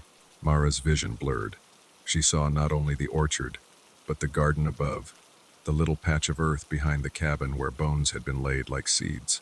She saw the old man, arranging them with care, his face neither cruel nor kind, only patient. She saw the orchard bloom anew each generation, fed by marrow and memory, tended not for beauty but for continuity. She saw herself bending beside him, hands in the dirt, her face worn with age, her eyes hollow but unafraid. "No," she whispered, though the word had no strength. "I won't." The double smiled, not wickedly, not triumphantly, simply as one smiles when recognizing themselves in a mirror. Then it stepped forward into her. The impact was not physical. It was a weight settling inside her skull, a bloom of heat in her spine, roots threading down her legs. She tried to scream, but her mouth was full of soil, though no soil was there. She tried to move, but her bones obeyed a rhythm not her own. The orchard leaned closer, every skull grinning, every branch rattling, until the song of bones became words again. Bloom, bloom, bloom. Mara collapsed, her body writhing, her chest splitting with invisible seams. She felt something unfold inside her ribcage, stretching her, tearing her from within. When she looked down, she saw the tips of bone-white branches pushing through her skin, curling outward, sprouting from her as if she were no more than fertile ground. Her scream was swallowed by the garden, carried up through the channels, into the soil above, and in the orchard below, her body rooted itself, head tilting back, eyes glazed. As she became both vessel and seed, the song quieted. The whispers softened, the orchard stilled. In the silence that followed, footsteps approached. From between the bone trees, the old man appeared, just as calm as he had been on the porch when he first warned them. He carried a jar in his hands, filled with clear liquid, and inside it floated something freshly cut, a single polished finger. He set it in an alcove, between arrangements of ribs, with the tenderness of a gardener planting a rare blossom. Then he turned to Mara's rooted form, now still, her mouth frozen in a half-open gasp. He placed his hand upon her shoulder, patted once, and murmured, "Good soil." When he withdrew, the garden exhaled, and Mara's eyes, though glassy, followed him. Above, in the cabin, the earth in the small orchard shifted. The bones beneath stirred, making room, And in the pocket of Mara's abandoned coat still hanging by the door upstairs, something rattled softly. A finger, polished smooth as riverstone, rolled free from the fabric and landed on the wooden floor. It gleamed faintly, as though it had been waiting for someone to notice. Story 3. The Watcher in the Woods. The town of Hallamere had always carried with it a hush, a kind of silence that did not come from the absence of sound, but from the weight of it, as though the very air carried centuries of whispers too soft for the ear, yet heavy enough to press against the chest. People who moved there said it took them weeks to adjust, not to the winters that pressed in from the north or to the crooked, moss-coated houses, but to the quiet. The birds sang, yes, but their song seemed muted. The river moved, yes, but its murmur felt subdued, restrained, like someone speaking behind a closed door. At the very edge of Hallamere, where the last houses leaned against one another as if afraid to face the dark, stood the forest. No one could tell you when it had been given its name, nor who first called it so, but for as long as anyone remembered, the villagers had referred to it simply as the Watching Wood. Parents spoke of it with casual dismissal, a kind of inherited caution that tried to pass itself off as superstition. Children were warned not to wander past the last fence, not to step between the trees once the sun had dipped, not because of wolves or bears, though such creatures might have once roamed, but because the forest, they said, was not meant to be looked into for too long. The children, of course, tested these warnings. They would run along the fences and hurl stones into the undergrowth, daring one another to stand on the threshold as twilight bled into night. They swore, when pressed, that the trees seemed to lean in closer the longer they stared, and that sometimes, just beyond the reach of their vision, there was a figure, a shadow where no shadow should be, watching. But children lie, and children frighten themselves with their own imaginations. At least, that is what parents told one another when the evenings grew cold, and they locked their doors and drew the curtains. Eleanor Wren had never believed in the tales. She had returned to Hallamere not because she wished to, but because necessity had dragged her there. Her mother had passed the previous winter, leaving the old family home untended. The house itself was a leaning, sighing structure, filled with moth-eaten curtains and uneven floors, but it sat on land that no one else wanted, land that faced the Watching Wood. Eleanor told herself she would only stay long enough to sort the belongings, to put the place into order before deciding whether to sell. But there is a strange gravity in returning to the place one grew up. She found herself walking familiar corridors as though she had never left, standing at windows that looked out over the same fields she had gazed upon as a child. The wood was still there, patient, unchanged. On her second evening, Eleanor lit a lamp and sat by the parlor window. Beyond the wavering light, the trees stood like sentinels, their silhouettes stark against the moonlight. She remembered faintly the way her mother used to draw the curtains at dusk, never explaining why. Eleanor herself had once asked, but the response had only been a sharp, "Don't linger." She thought of that now, smiling at her own unease. Don't linger. What harm could there be in looking? Her gaze settled on the first row of trees. A crooked oak, a cluster of birch, their trunks pale and thin. But there, between them, something darker. Not quite shape, not quite shadow. Her eyes strained against the distance, but as soon as she blinked, it was gone. She told herself it was only the tricks of light, the way the mind fills gaps when staring into the dimness. And yet, that night, when she lay in the narrow bed her mother had once slept in, she found her mind wandering back to the forest, to the way the branches had looked, as though angled toward her, to the heaviness of that silence, to the thought that maybe the stories weren't entirely born of children's imagination. The days passed quietly. Eleanor busied herself with sorting through boxes, with carrying old furniture into piles, with sweeping dust from corners that had not been touched in years. She found her mother's letters tied with string, old photographs where faces blurred into age. She found drawings she herself had made as a child, houses, rivers, the crooked trees. In several, there was something in the background, something small and dark that she had not noticed when she drew them.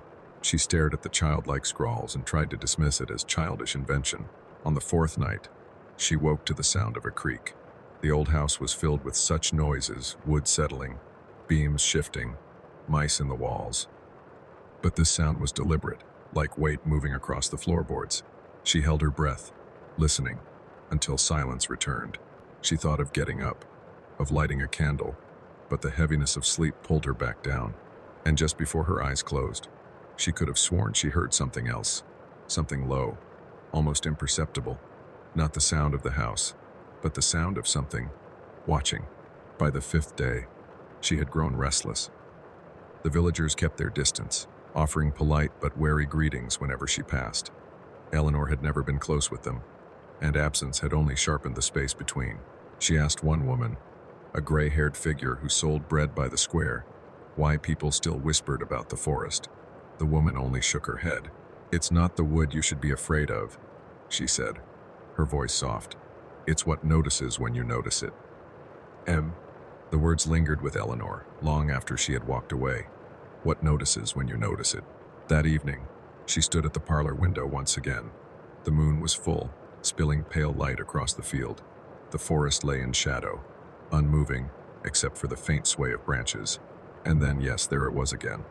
A shape, not in the trees, but between them. Tall, still, watching. Her hand tightened on the windowsill. For a moment she considered stepping outside, walking toward the fence, proving to herself that it was nothing more than trick of the eye.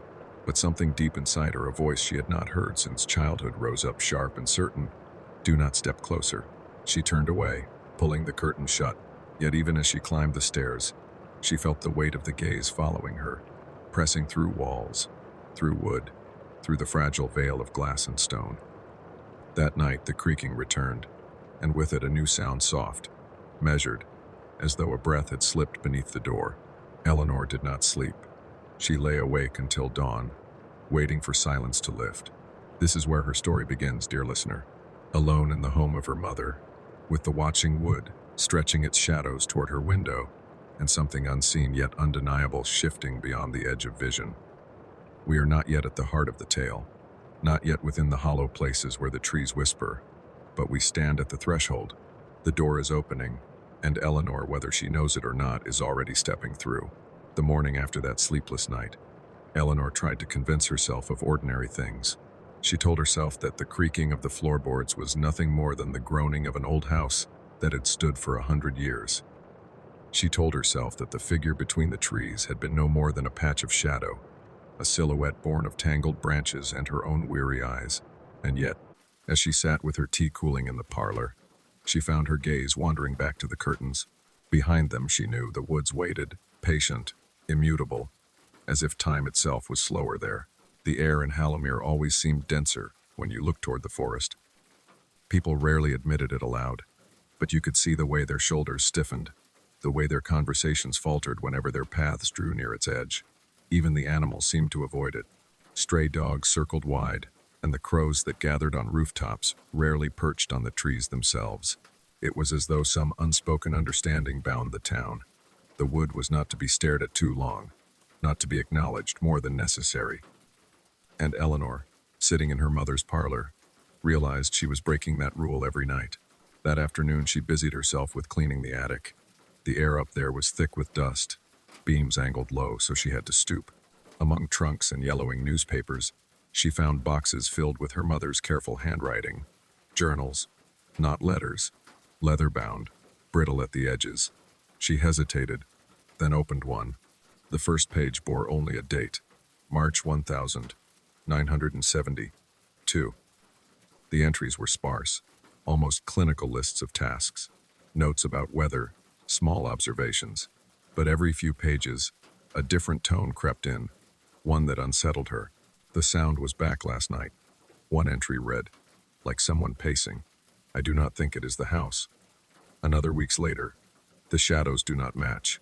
The tree outside the parlor window leans left in daylight, right in moonlight. I cannot explain this." Eleanor closed the journal, her heart knocking faintly in her chest.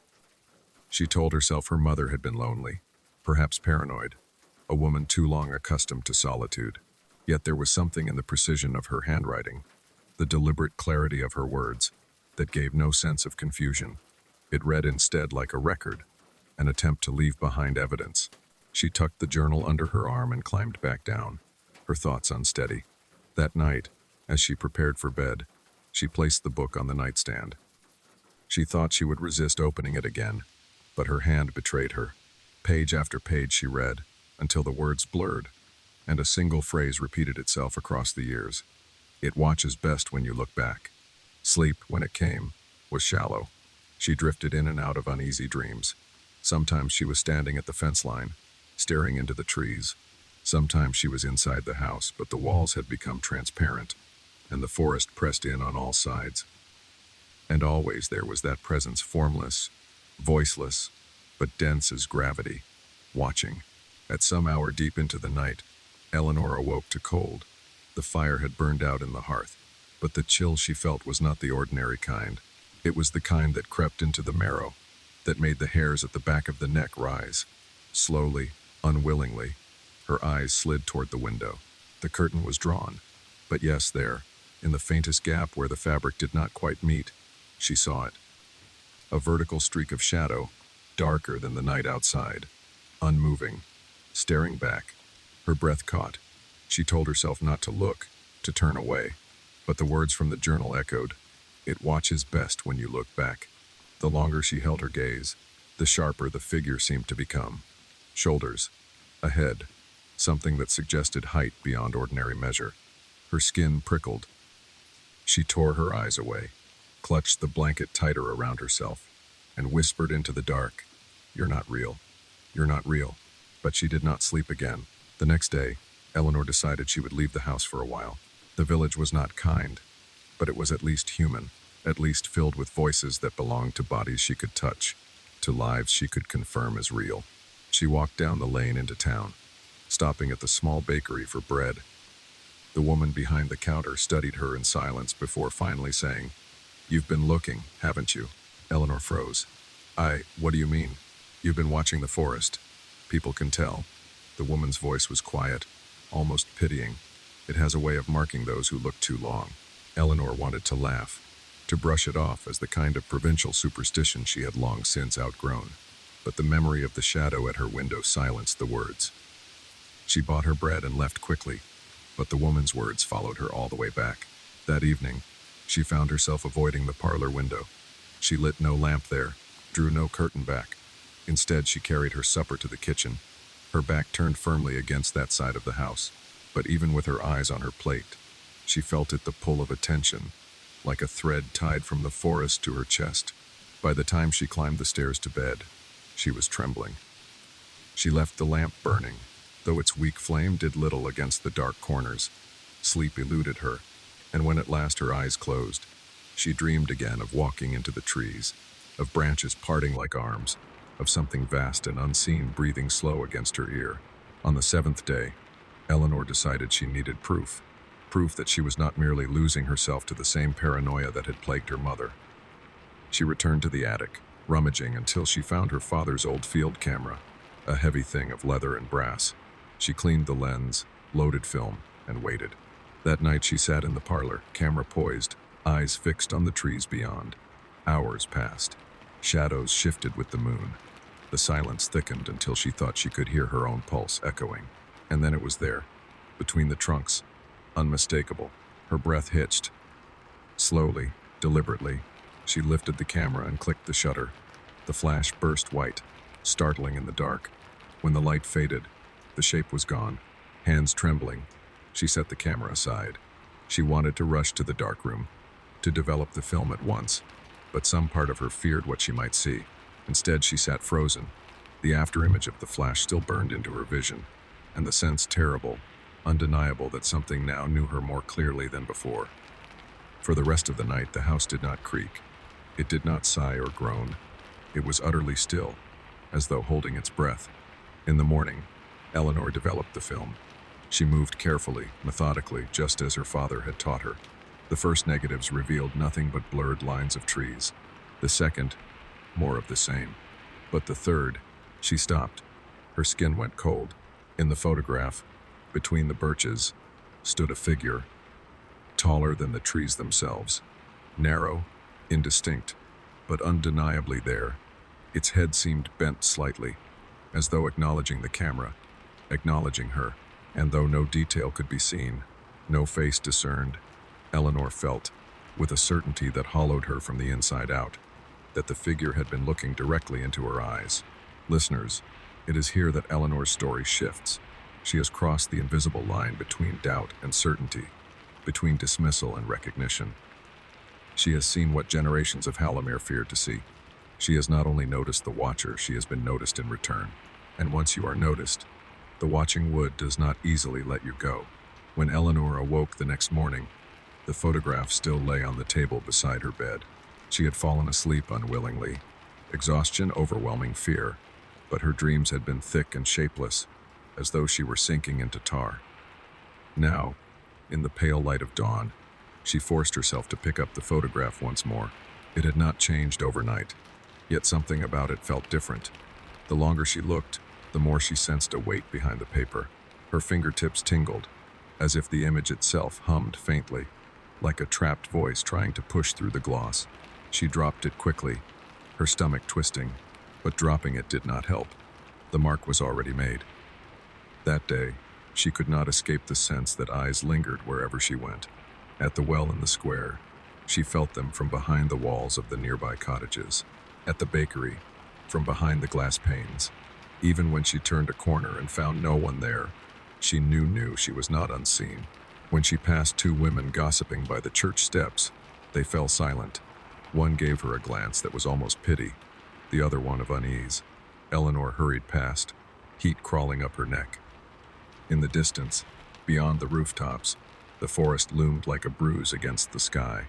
It seemed darker than before, its edges sharper, as though it had taken a step closer overnight.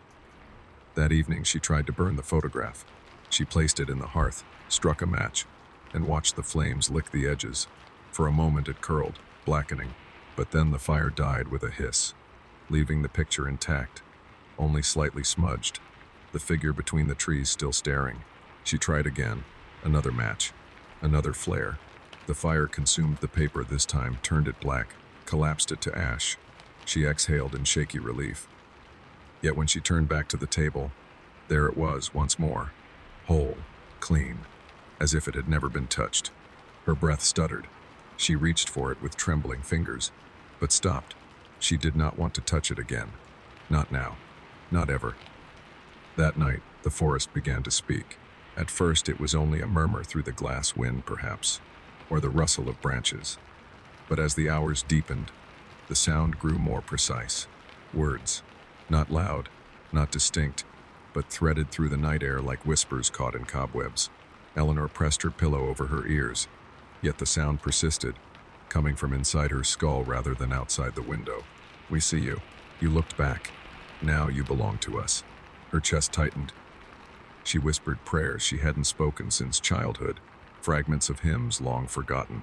But the voices only chuckled, not cruelly, not kindly, just endlessly patient, as though she were a child insisting she could hide in plain sight. In the morning, she discovered something carved into the wood of her nightstand, a symbol she did not recognize, two vertical lines, crossed with a third, like a crude eye. Her hand brushed it, and she felt heat radiating from the grooves, though the wood was smooth and cool elsewhere. She checked the parlor, another symbol on the window frame, then the kitchen, the stair rail, even the door. Each time, the same shape, not painted, not scratched, but grown into the wood, as though the house itself had been marked overnight. Her mother's journals came back to her, the warnings she had not understood, the repeated phrase, "It watches best when you look back." And suddenly Eleanor wondered if her mother had seen these same marks, if they had been carved into the house decades ago, only to vanish after her death, waiting for a new watcher to claim. For 3 days, Eleanor tried not to sleep. She lit candles in every room, walked from one end of the house to the other, forced herself to stay awake with tea, but the body cannot resist forever. On the third night, she drifted into unconsciousness, head slumped against the kitchen table. She dreamed she was standing in the forest again. This time, the figure was not far away. It stood only a few paces from her, so tall it blotted out the moon. No face, no detail, just a black silhouette, but she could feel its attention pressing against her like weight. It lifted a hand, slowly, deliberately, and pressed its palm against her chest. She woke gasping, clutching her sternum. Her skin was hot beneath her nightdress, burning where the figure had touched her. She stumbled to the mirror, pulled aside the fabric, and froze. The symbol was there, not carved in wood this time, but burned into her flesh. Two vertical lines, crossed with a third, a mark upon her heart. The villagers knew. The moment she stepped outside, she could feel it in their silence. They glanced at her, quickly away. A child stared too long, and its mother yanked it back. Even the vicar, passing her on the lane, pressed his lips tight and made the sign of the cross not for himself, but for her. Eleanor tried to demand answers. She asked the baker what the mark meant, begged the blacksmith for any history of the woods, even cornered the gossiping women by the church. But none would speak plainly. Some muttered about curses, others about bargains. One whispered, "Once you carry its eye, it never closes again." That night, the whispers in her head grew louder. They no longer waited for darkness. They followed her even in daylight, threading through her thoughts until she could barely distinguish her own voice from theirs. "Come deeper. Come closer. We have roots for you." By the fifth night, Eleanor could no longer tell where the forest ended, and her mind began. When she closed her eyes, she saw trees pressing against her skull. When she opened them, shadows stretched across the walls in patterns that did not match the lamps. She tried to flee. She packed a bag, hurried into the night, walking quickly down the lane toward the edge of town. But at every turn, the forest seemed to meet her. She turned left, there it was. She turned right there too. And when at last she reached the town square, she found the cottages gone, the church gone, only endless trunks stretching in all directions. The figure waited at the center, taller than before, arms outstretched. Its silence was not empty but full, as if it contained the weight of centuries. And when Eleanor screamed, no one in Hallowmere heard. When she awoke, if waking it was, she was back in her bed. The mark on her chest throbbed like an open wound.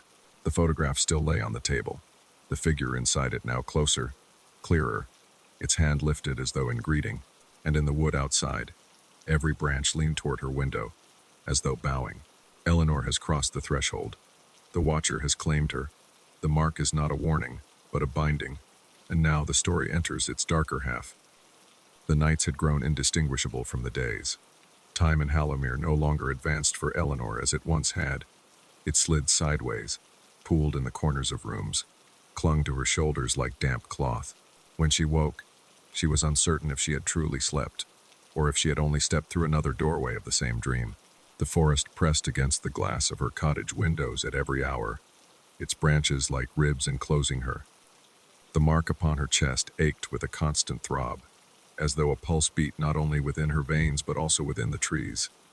She had become a living drum, echoing the rhythm of something vast and unseen.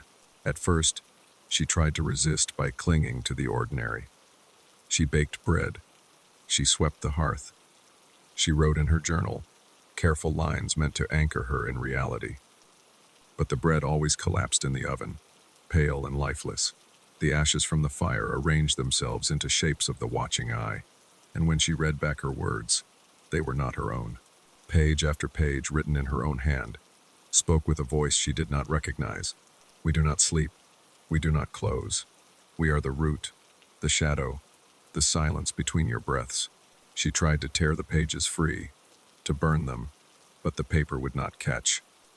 Ink bled across her fingers like soil, and no matter how she scrubbed, it remained. The villagers no longer looked at her. Where once they had stared with unease, now they simply lowered their eyes and turned away. She was not of them anymore, and they seemed relieved to admit it. Only the oldest of them lingered in their doorways when she passed, murmuring something under their breath, prayers, perhaps, or apologies. One evening, she confronted the vicar outside the church. He tried to walk past, but she grasped his sleeve, desperation sharpening her voice. "What does it mean?" she demanded. "The mark, the figure in the woods. What does it want from me?" The vicar's face was pale, waxy in the lamplight. He whispered as though afraid the night itself might overhear. "It does not want," he said. "It claims. Always it claims. Your mother bore it once, and now you do. That is the way of it." "My mother?" Eleanor gasped. She never told me." "She could not," he replied, eyes flicking to the tree line. "To speak of it is to feed it. To resist is to strengthen it. All you may do now is endure until it decides." "Decides what?" she pressed. But the vicar tore free from her grip and hurried away, vanishing into the church like a man pursued. That night Eleanor dreamed again, not of the forest this time, but of her mother. She stood in the cottage doorway, her face obscured by shadow, her hands folded at her chest. "Why didn't you tell me?" Eleanor whispered. Her mother's voice was low, almost tender. "Because, my darling, there are no choices to give." And then her hands unfolded, and Eleanor saw that the same mark burned upon her mother's breast. The two lines crossed with the third, the eye that never closes. Eleanor woke screaming, clutching her own scar. It was hotter now, searing her flesh. The photograph still lay on the table, but the figure was gone from it. Only the trees remained, empty yet somehow heavier for the absence. She turned toward the window and saw the figure standing just outside. It did not move. It never did. Yet she knew it had crossed the threshold that separated watcher from watched. Hours passed. She sat frozen, staring through the glass, until dawn paled the sky. When at last she blinked, the figure was gone. But in its place, on the inside of the window, the mark had been drawn again, this time in condensation, as though from the breath of something standing far too close. Her lungs tightened. She touched the glass. The moisture clung to her fingertip, warm. By the next night, Eleanor no longer bothered with the lamps. She knew light offered no shield. She let the shadows fill the cottage, and in their depth, she heard the voices more clearly. They no longer whispered. They spoke. "Come walk among us. The roots remember you. The eye is open, and it does not blink." She clutched her ears until her nails drew blood, but the voices threaded through her skin. At midnight, the door opened on its own. Cold air swept across the floorboards, and though every instinct begged her to bar the entrance, Eleanor rose to her feet and stepped outside. The forest waited, vast and black. Her feet carried her down the path without her consent. The mark on her chest pulsed in time with each step, a beacon drawing her deeper. Branches bent low, brushing against her hair, her shoulders, her face. They left no scratches, only the sense of recognition, as though each tree had been waiting for her to pass beneath it. At last she reached a clearing. The moon hovered directly above, a pale lid staring down upon the earth. In the center of the clearing stood the figure. It was taller than any man, broad as the trunks around it, but with no detail, a silhouette cut from the fabric of night itself. Yet as Eleanor stared, she realized it was not faceless. It wore her face, blurred and shifting, as though painted in water that would not settle. She fell to her knees, bile burning her throat. The figure raised its hand, palm out. She expected to see shadow. Instead, she saw a mirror, her own palm reflected back at her, marked with the same eye upon her skin. And when the figure spoke, it was in her own voice. "You are mine, and I am yours. You are watcher and watched, seer and seen. There is no leaving, Eleanor. There is only joining." She woke in her bed again, though she had no memory of returning. The mark on her chest had spread lines creeping up her throat, curling across her shoulders like roots. She tried to scrub them away until her skin bled, but they only deepened, dark as ink beneath the flesh. The villagers stopped coming near the cottage altogether. She saw no one in the lanes, no smoke from the chimneys. It was as if the whole town had sealed itself away, leaving her alone with the forest. And perhaps she was. Perhaps the village had never been real, only another layer of the dream, another mask of the watcher. She no longer knew. Days blurred, her journal filled with words she did not write. The mirror showed not her reflection, but the shifting silhouette in the trees. When she touched the glass, the mark on her chest flared with heat, and she could feel the figure's hand pressing back from the other side. Her mother's voice came to her sometimes, singing lullabies through the rafters, though Eleanor had forgotten the melodies long ago. One evening, she caught herself humming them too. The claiming was nearly complete. She felt it in her bones, in the way her thoughts no longer belonged solely to herself. Sometimes, when she spoke aloud, another voice overlapped her own, a deeper, hollow tone, resonant like wind through a cavern. The watchers were no longer outside. They had taken root inside her, stretching through marrow and sinew. She stood at the edge of the clearing once more, though she could not recall walking there and faced the figure. This time, it did not raise its hand. It simply stepped forward, and where its form overlapped hers, the night folded inward, swallowing the stars. "We are the same," it whispered in her head. "You have always been one of us. Your mother, her mother before her, and now you. The eye does not choose. The eye remembers." Eleanor screamed, but her voice was not her own. When she awoke again, if waking it was, she lay upon the forest floor, the mark on her chest glowing faintly in the dark. Around her, countless eyes gleamed between the trunks. Not animals, not human. Something older. Something that had been watching long before names were given to places. They did not move closer. They did not need to. She understood now. She had already crossed. She was theirs, and they were hers. Her last thought before darkness swept her was not fear, but recognition. The watcher in the woods was not something she had stumbled upon. It was something she had carried all along. And now, it had carried her back.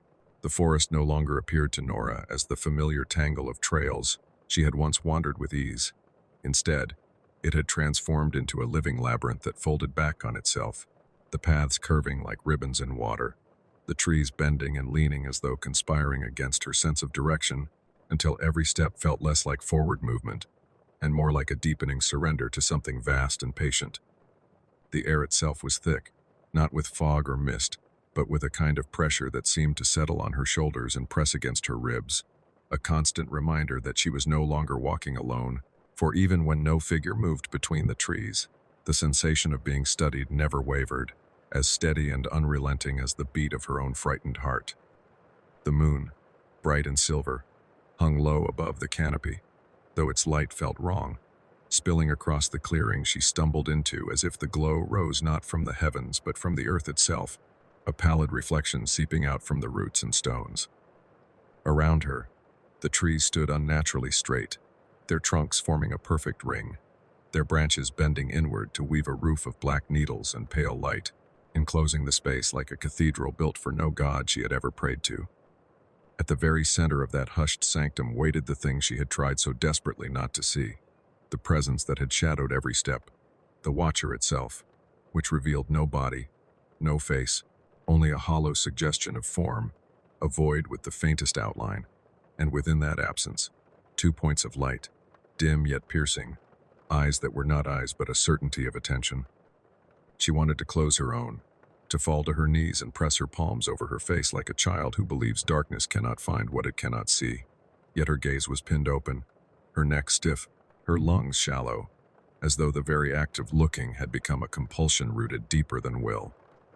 The whispers she had heard for nights on end, the murmurs that slithered through the silence between her thoughts, rose now as a single voice, not loud, not booming, but absolute, settling inside her chest and blooming across her mind with the intimacy of breath on her ear. You came as they all come. You walked as they all walk. You looked as they all look.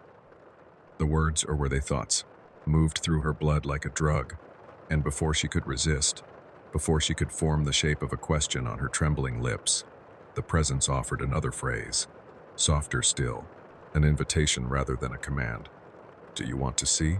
She did not answer, yet her body betrayed her, her head bowing forward in the faintest nod. At once the ground seemed to pulse beneath her, the earth swelling like a lung drawing breath, the ring of trees bending lower, branches knitting tighter, until she understood, with a terror too immense to name, that she was no longer standing in a place but inside a living thing, a body of shadow and root, a chamber of bone and silence.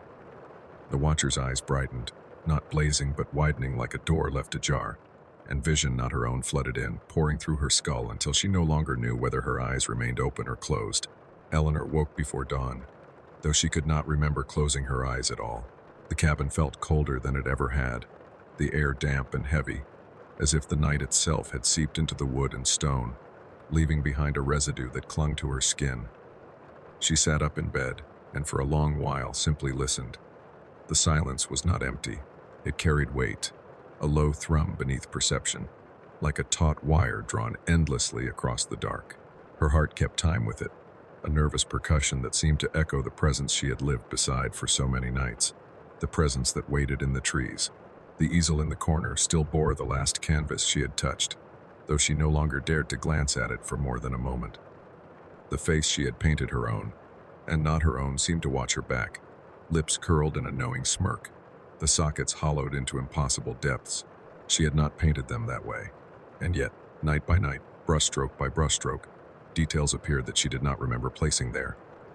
She thought, once, that perhaps she had been working in a fugue, sleepwalking with the brush in hand, but the handprints smeared across the frame were larger than hers, darker, as though someone had reached through from the other side to finish the work she could not. Rising slowly, her legs trembling beneath her, Eleanor crossed to the window. She did not want to look. Every instinct within her screamed that to lift the curtain, to gaze out across the clearing, would be to acknowledge the truth she had denied. But the compulsion was stronger. She touched the edge of the fabric, drew it back just enough to see the pale border of the forest, the line where the trees began. And there, precisely where she had always expected, stood the figure still, patient, eternal. It had not moved an inch since the first night she had seen it, and yet, every bone in her body told her it was closer. Its outline was faint in the mist, a smear of shadow upon the bark, but she felt its gaze sharpen the air between them. She whispered without meaning to. A thread of sound pulled unwillingly from her lips. "What do you want from me?" Her breath fogged the glass. The figure did not reply, but the silence outside seemed to bend toward her, leaning into the room, as if listening. She pulled the curtain shut with a snap and stumbled back, her knees striking the bed frame. The sound echoed far louder than it should have, and in the reverberation, she swore she heard the whisper of her own name spoken, in a cadence not her own. By evening, she could no longer resist. She had tried to eat, but the bread turned to ash on her tongue. She had tried to light the stove, but the flame guttered and died as though suffocated by the cabin's heavy air. She sat by the easel instead, staring at the canvas, waiting. The face upon it stared back. Somewhere in the lines and smears, she recognized herself, but twisted, altered, hollow. It was not a portrait but a reflection from a mirror she had not stood before. And then she understood, half revelation, half madness, that the watcher in the woods was not outside at all. It had never been outside. It was a part of her, split away, banished to the tree line, where it waited with perfect patience until she was ready to face it. All those nights she had stared from the window. She had been staring at herself, the version she had abandoned, the version she could not bear to carry. The forest had merely held the mirror, and the canvas had become the frame. The thought settled like frost in her chest. She rose, pulled on her coat, and opened the cabin door. The night greeted her with its damp chill, the fog coiling low across the clearing, muffling the sound of her footsteps. She walked slowly, each step deliberate, toward the tree line where the figure waited. Her breath came steady, her fear distilled into a cold resolve. If she must meet herself, then let it be here, in the silence of the woods. The figure loomed larger as she drew near, though it did not move.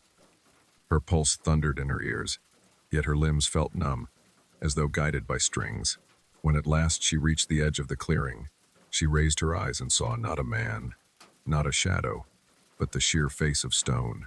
A great, weather-worn boulder stood before her, its surface polished smooth by wind and time, gleaming faintly in the dim starlight.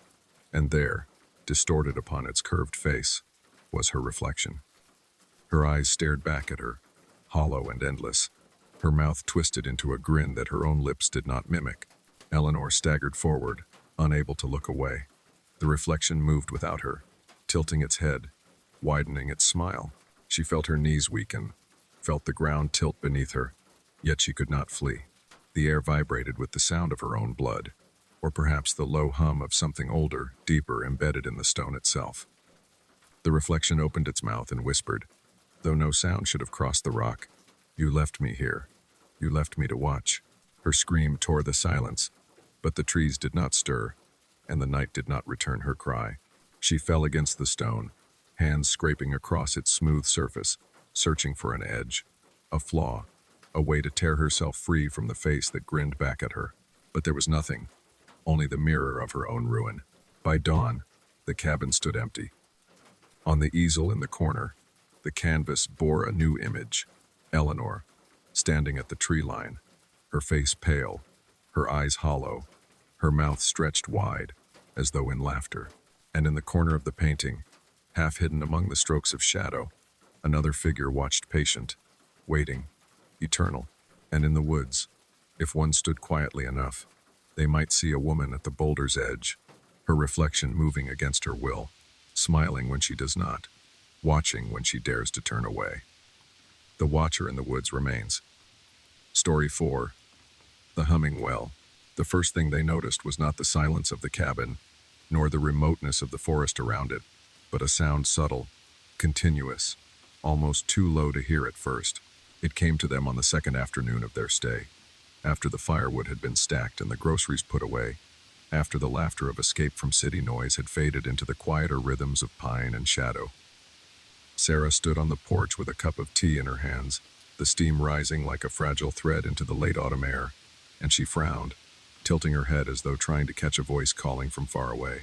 "Do you hear that?" she asked, her voice breaking the hush between the trees. Mark, bent over his camera case, glanced up without much attention. "Hear what?" "Just wind." But she shook her head slowly, her eyes narrowing, focusing on the edge of the clearing where the ground dipped in a shallow, moss-covered hollow.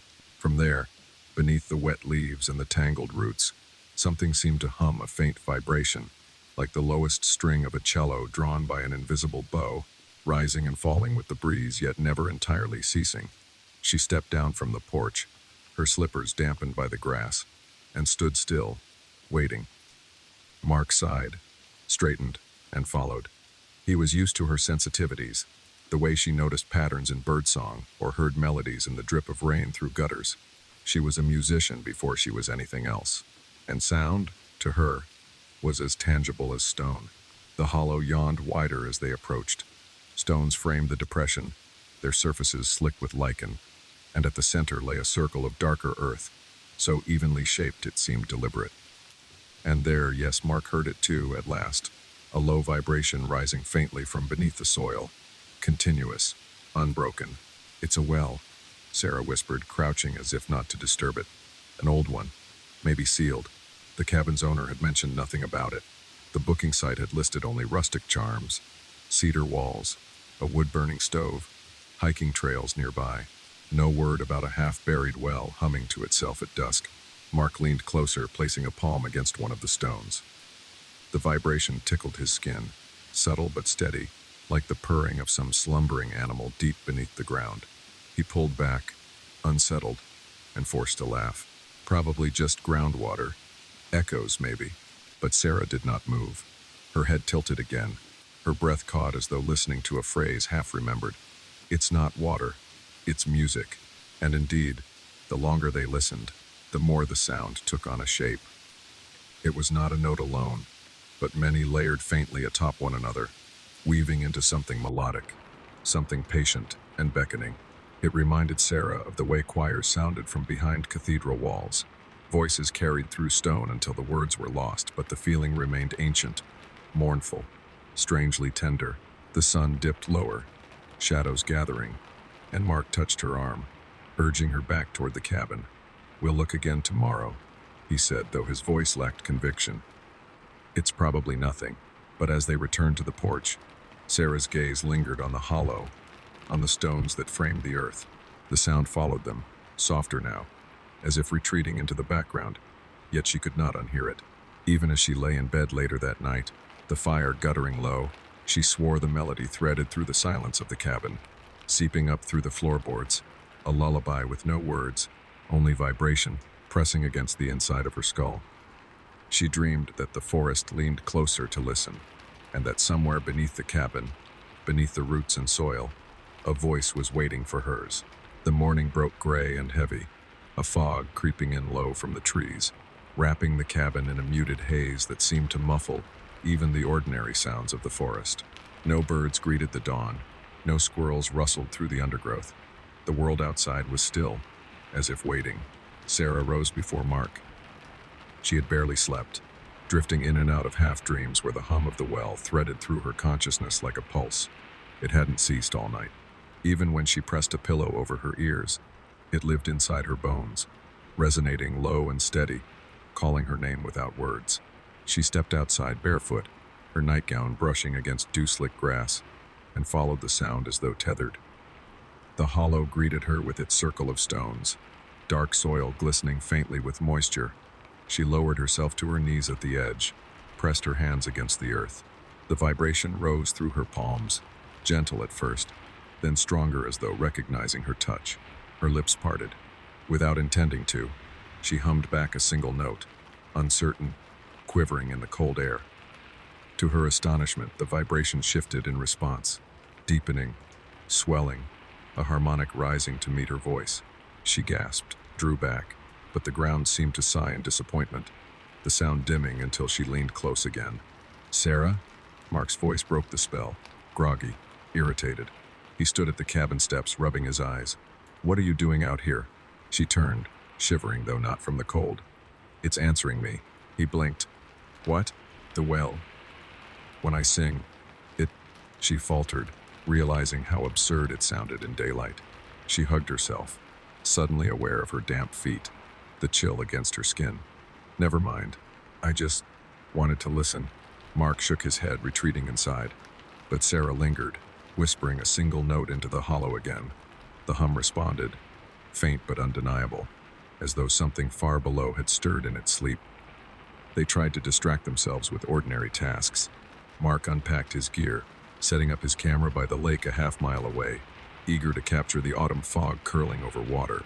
Sarah tried to read, curling on the porch swing with a blanket, but the words blurred. The hum threaded beneath everything, beneath the wind, beneath the creak of the swing, beneath her heartbeat. It wasn't merely sound. It was presence, constant and patient. By late afternoon, she could no longer resist. She wandered back to the hollow, standing over it like a moth circling a flame. She sang again, softer, tentative, and the response came richer this time, harmonics blooming like unseen voices rising to join hers. For a moment she felt suspended, weightless, as though the ground beneath her were a thin skin stretched over a vast echoing chamber filled with song. She swayed where she stood, eyes half closed, and only when Mark's footsteps crunched behind her did she come back to herself. "You're scaring me," he muttered. His voice was tight, not playful. "You've been out here all day. It's beautiful," she whispered. "Don't you hear it? It's like it's alive." His expression darkened. "Sarah, it's just acoustics. Old stones, maybe an underground stream. You're making it into something it's not." But even as he said it, he refused to step closer. He stood a few paces back, arms crossed, eyes wary. Sarah noticed. That night, the hum grew louder. Not in volume, but in intimacy. It seemed to thread directly into Sarah's thoughts, shaping them, pressing them into rhythm. When she closed her eyes, she saw ripples of sound moving through the dark, forming patterns like shifting constellations. She dreamed of voices rising from the well, faces just out of reach, mouths open in unison, calling her downward. She woke gasping, sweat-soaked, to find herself standing barefoot in the yard, halfway to the hollow, the door of the cabin hanging open behind her. She had no memory of leaving bed. Mark's voice rang out from inside. Sharp and panicked, her name shouted once. Then again. She turned slowly, shivering, realizing she had been walking in her sleep, drawn like a tide toward the circle of stones. The next day, Mark insisted on leaving. "We pack up, drive back, find a hotel in town. This place is wrong. I don't care if we lose the deposit." But Sarah's answer was immediate, firm in a way that startled even her. "Number, I'm not leaving." Her certainty unsettled him more than anything. She had always been gentle, pliant, willing to compromise. But now her gaze held something new, something fixed and burning. "The song isn't finished," she said softly, almost reverently. And when Mark tried to argue, she simply hummed under her breath, the same low note that had answered her from the soil, and she watched his face pale as if he, too, had felt the vibration stir beneath their feet. The fog clung heavier that morning, wrapping the trees like gauze, pressing close to the cabin until the world seemed no larger than the clearing itself. The hum had grown bolder overnight, swelling in waves that seemed to push against the walls, vibrating the window panes, slipping into every dream and every silence. Sarah greeted it as one might greet the sun, comforted, expectant, while Mark lay tense beside her, jaw clenched, unable to escape the resonance that threaded through the air. He rose early, slamming cabinets as he stuffed gear into his duffel. "I'm serious this time. We're leaving." Sarah remained at the table, hands folded, listening. Her eyes glazed as though tuned to something beyond his reach. "I can't," she whispered. "Not yet." Her refusal was calm, almost prayerful, and that frightened him more than anger would have. He paused, searching her face, then set the bag down slowly, defeated for the moment. The rest of the morning passed in uneasy silence. Mark busied himself with repairs to the porch railing, hammering too hard, his rhythm jittery, trying to drown out the well's omnipresent undertone. Sarah wandered the yard like someone listening for a voice in the wind. She did not hum aloud, but he saw her lips move, shaping notes only she could hear. By midday, she returned to the hollow, and Mark, against his better judgment, followed.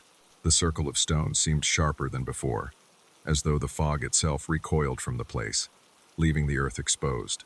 The hum greeted them both, unmistakable, swelling when Sarah approached. She dropped to her knees, hands on the soil, eyes shining. "It wants me to sing again." "Sarah, stop." Mark's voice cracked. "There's nothing down there. You're feeding into whatever this island." But she was already humming, soft at first, then stronger, her voice weaving into the vibration like a thread pulled taut. The air thickened. Mark felt it against his skin, pressing, pulling. The ground trembled as though the hollow itself were a vast chest exhaling. Her melody rose higher, bending into shapes not quite human, notes curving in intervals that scraped the edges of comprehension.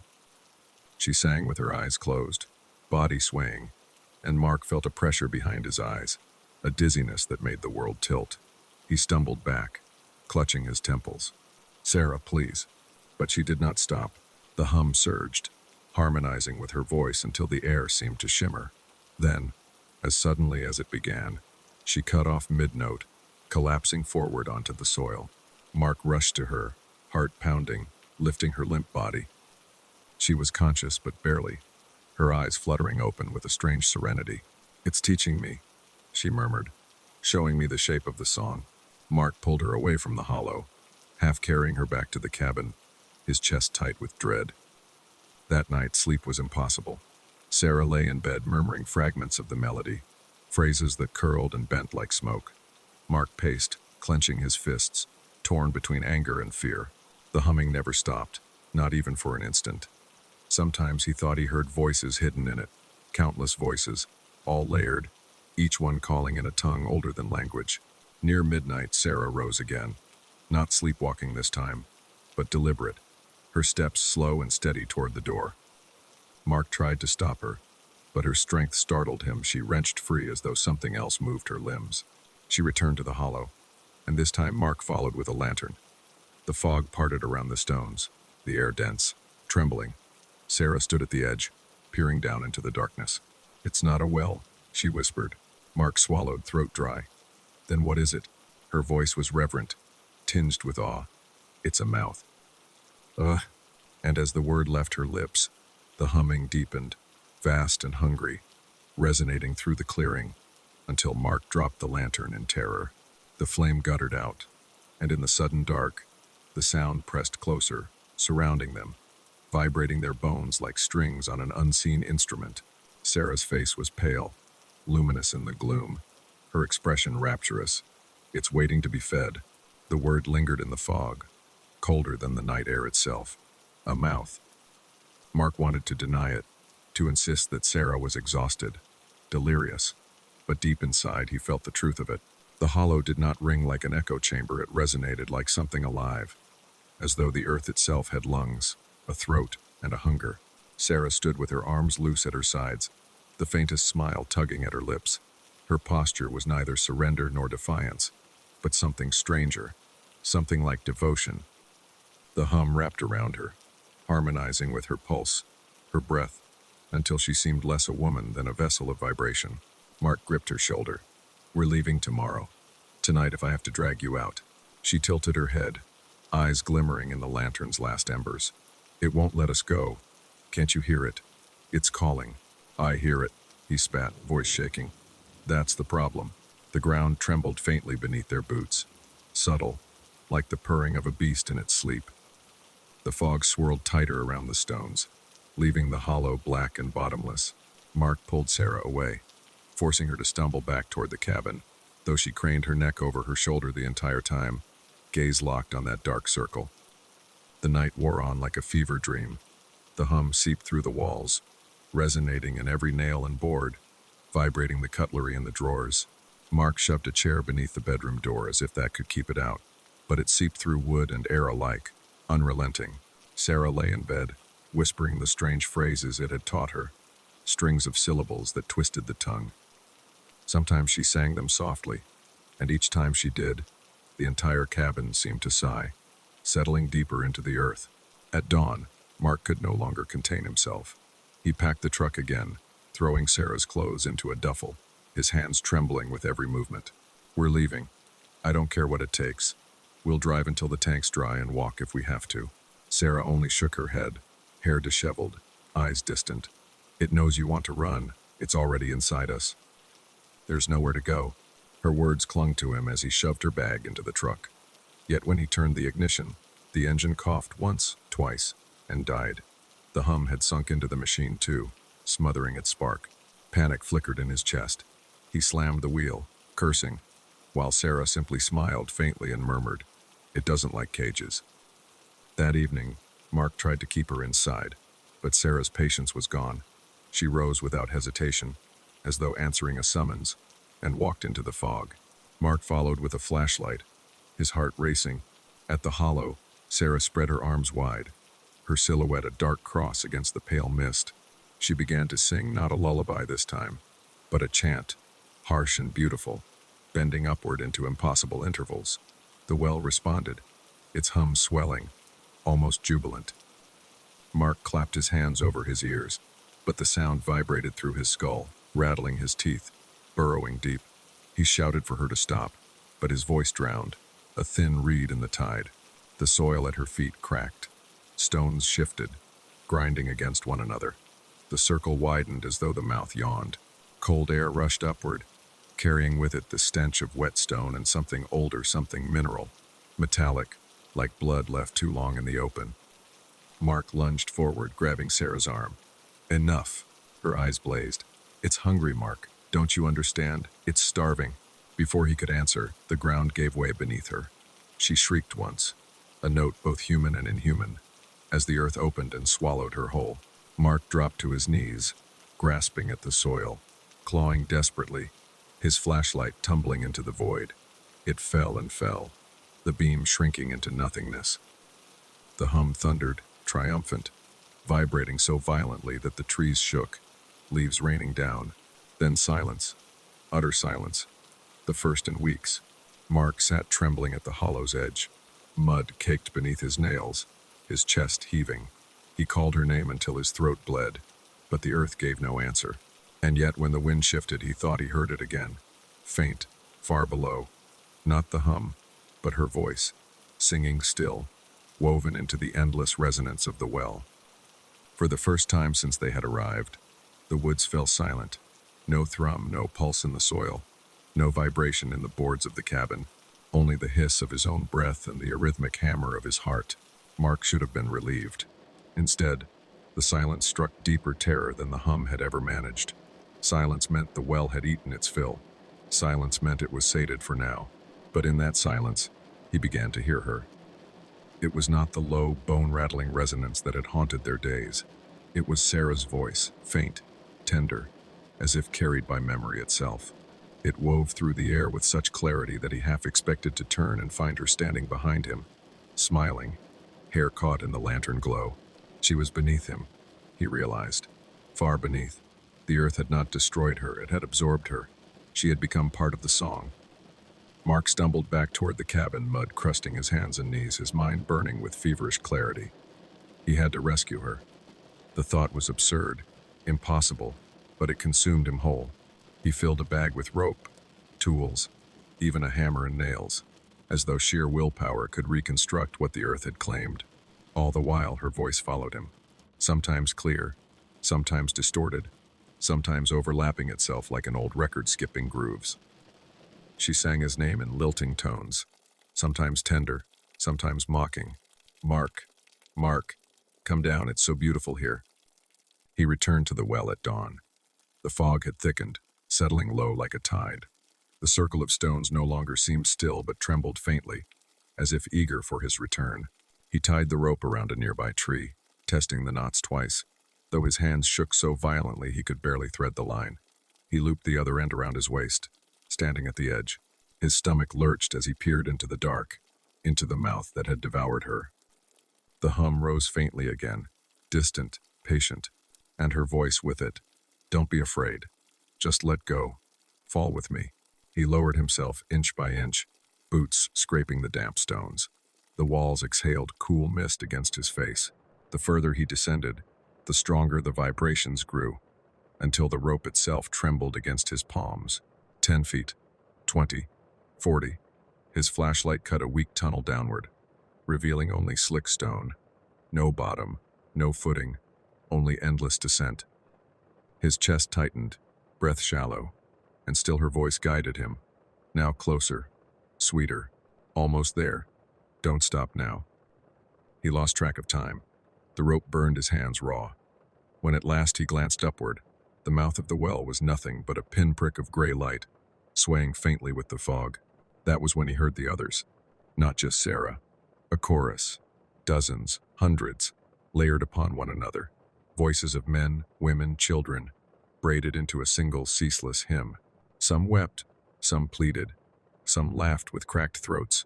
Their sound filled the shaft, rising like incense, wrapping around his skull. Mark screamed for silence, but his cry was devoured, folded seamlessly into the song. He heard his own voice bounce back, distorted, already another thread in the choir. Panic surged. He tried to climb back, but the rope pulsed in his hands, vibrating with the hum, almost alive. His flashlight flickered, once, twice, then went out. Darkness pressed close, breathing, humming. In that darkness, Sarah's voice pressed against his ear, clearer than all the rest. "It's not a prison, Mark. It's a choir, a joining. Don't you want to belong?" The rope snapped, or perhaps it dissolved. He never knew. All he felt was the sudden weightlessness, the vertigo of surrender. As he plunged into the void, the chorus swelled, jubilant, ravenous. The last thought that passed through his mind was not terror, but recognition. He had always been destined for this. From the first night they had heard the hum, it had already chosen them. And then no thought at all, only song. When hikers came months later, they found the cabin empty, dishes still set as though for breakfast, clothes folded neatly in drawers. They did not notice the faint vibration in the earth, nor the way their bones seemed to tremble when they leaned too near the old stones. But when night fell, as the fog rose, they swore they heard something faint, melodic, terrible. A man and woman singing together, their voices twined, echoing endlessly from the earth's throat. The humming well had grown louder, and it would never, ever be silent again. Story 5. The Echo Chamber. They say every old house remembers, not in wood or stone, but in the sounds that linger long after their owners have gone. The creak of a stair, the sigh of a window, the muffled echo of a conversation that ended years ago. For Patrick Hale, a podcaster whose entire career depended on capturing the uncanny, those whispers of the past were more than ambience. They were opportunity. Patrick had built his reputation in a small but loyal niche of listeners who tuned in faithfully each week for whispers in the static. His late-night show dedicated to haunted soundscapes, unexplained recordings, and the subtle art of listening where no one else bothered. His voice, calm but threaded with curiosity, had become familiar to insomniacs, truck drivers, and night workers across the country. He was not famous, not wealthy, but in the strange, quiet hours between midnight and dawn, he was a presence. And now, sitting in his car on a rain-slick gravel driveway, staring at the sagging facade of a cabin half swallowed by trees, Patrick believed he had found the perfect setting for his most ambitious episode yet. The locals called it the Graymarsh House. Once a vacation lodge, it had been abandoned for decades after a string of misfortunes, illness, disappearances, even a fire that left scars across its roofline. Yet, what made it a whispered legend in nearby towns was not its history of decay, but the way sound behaved inside.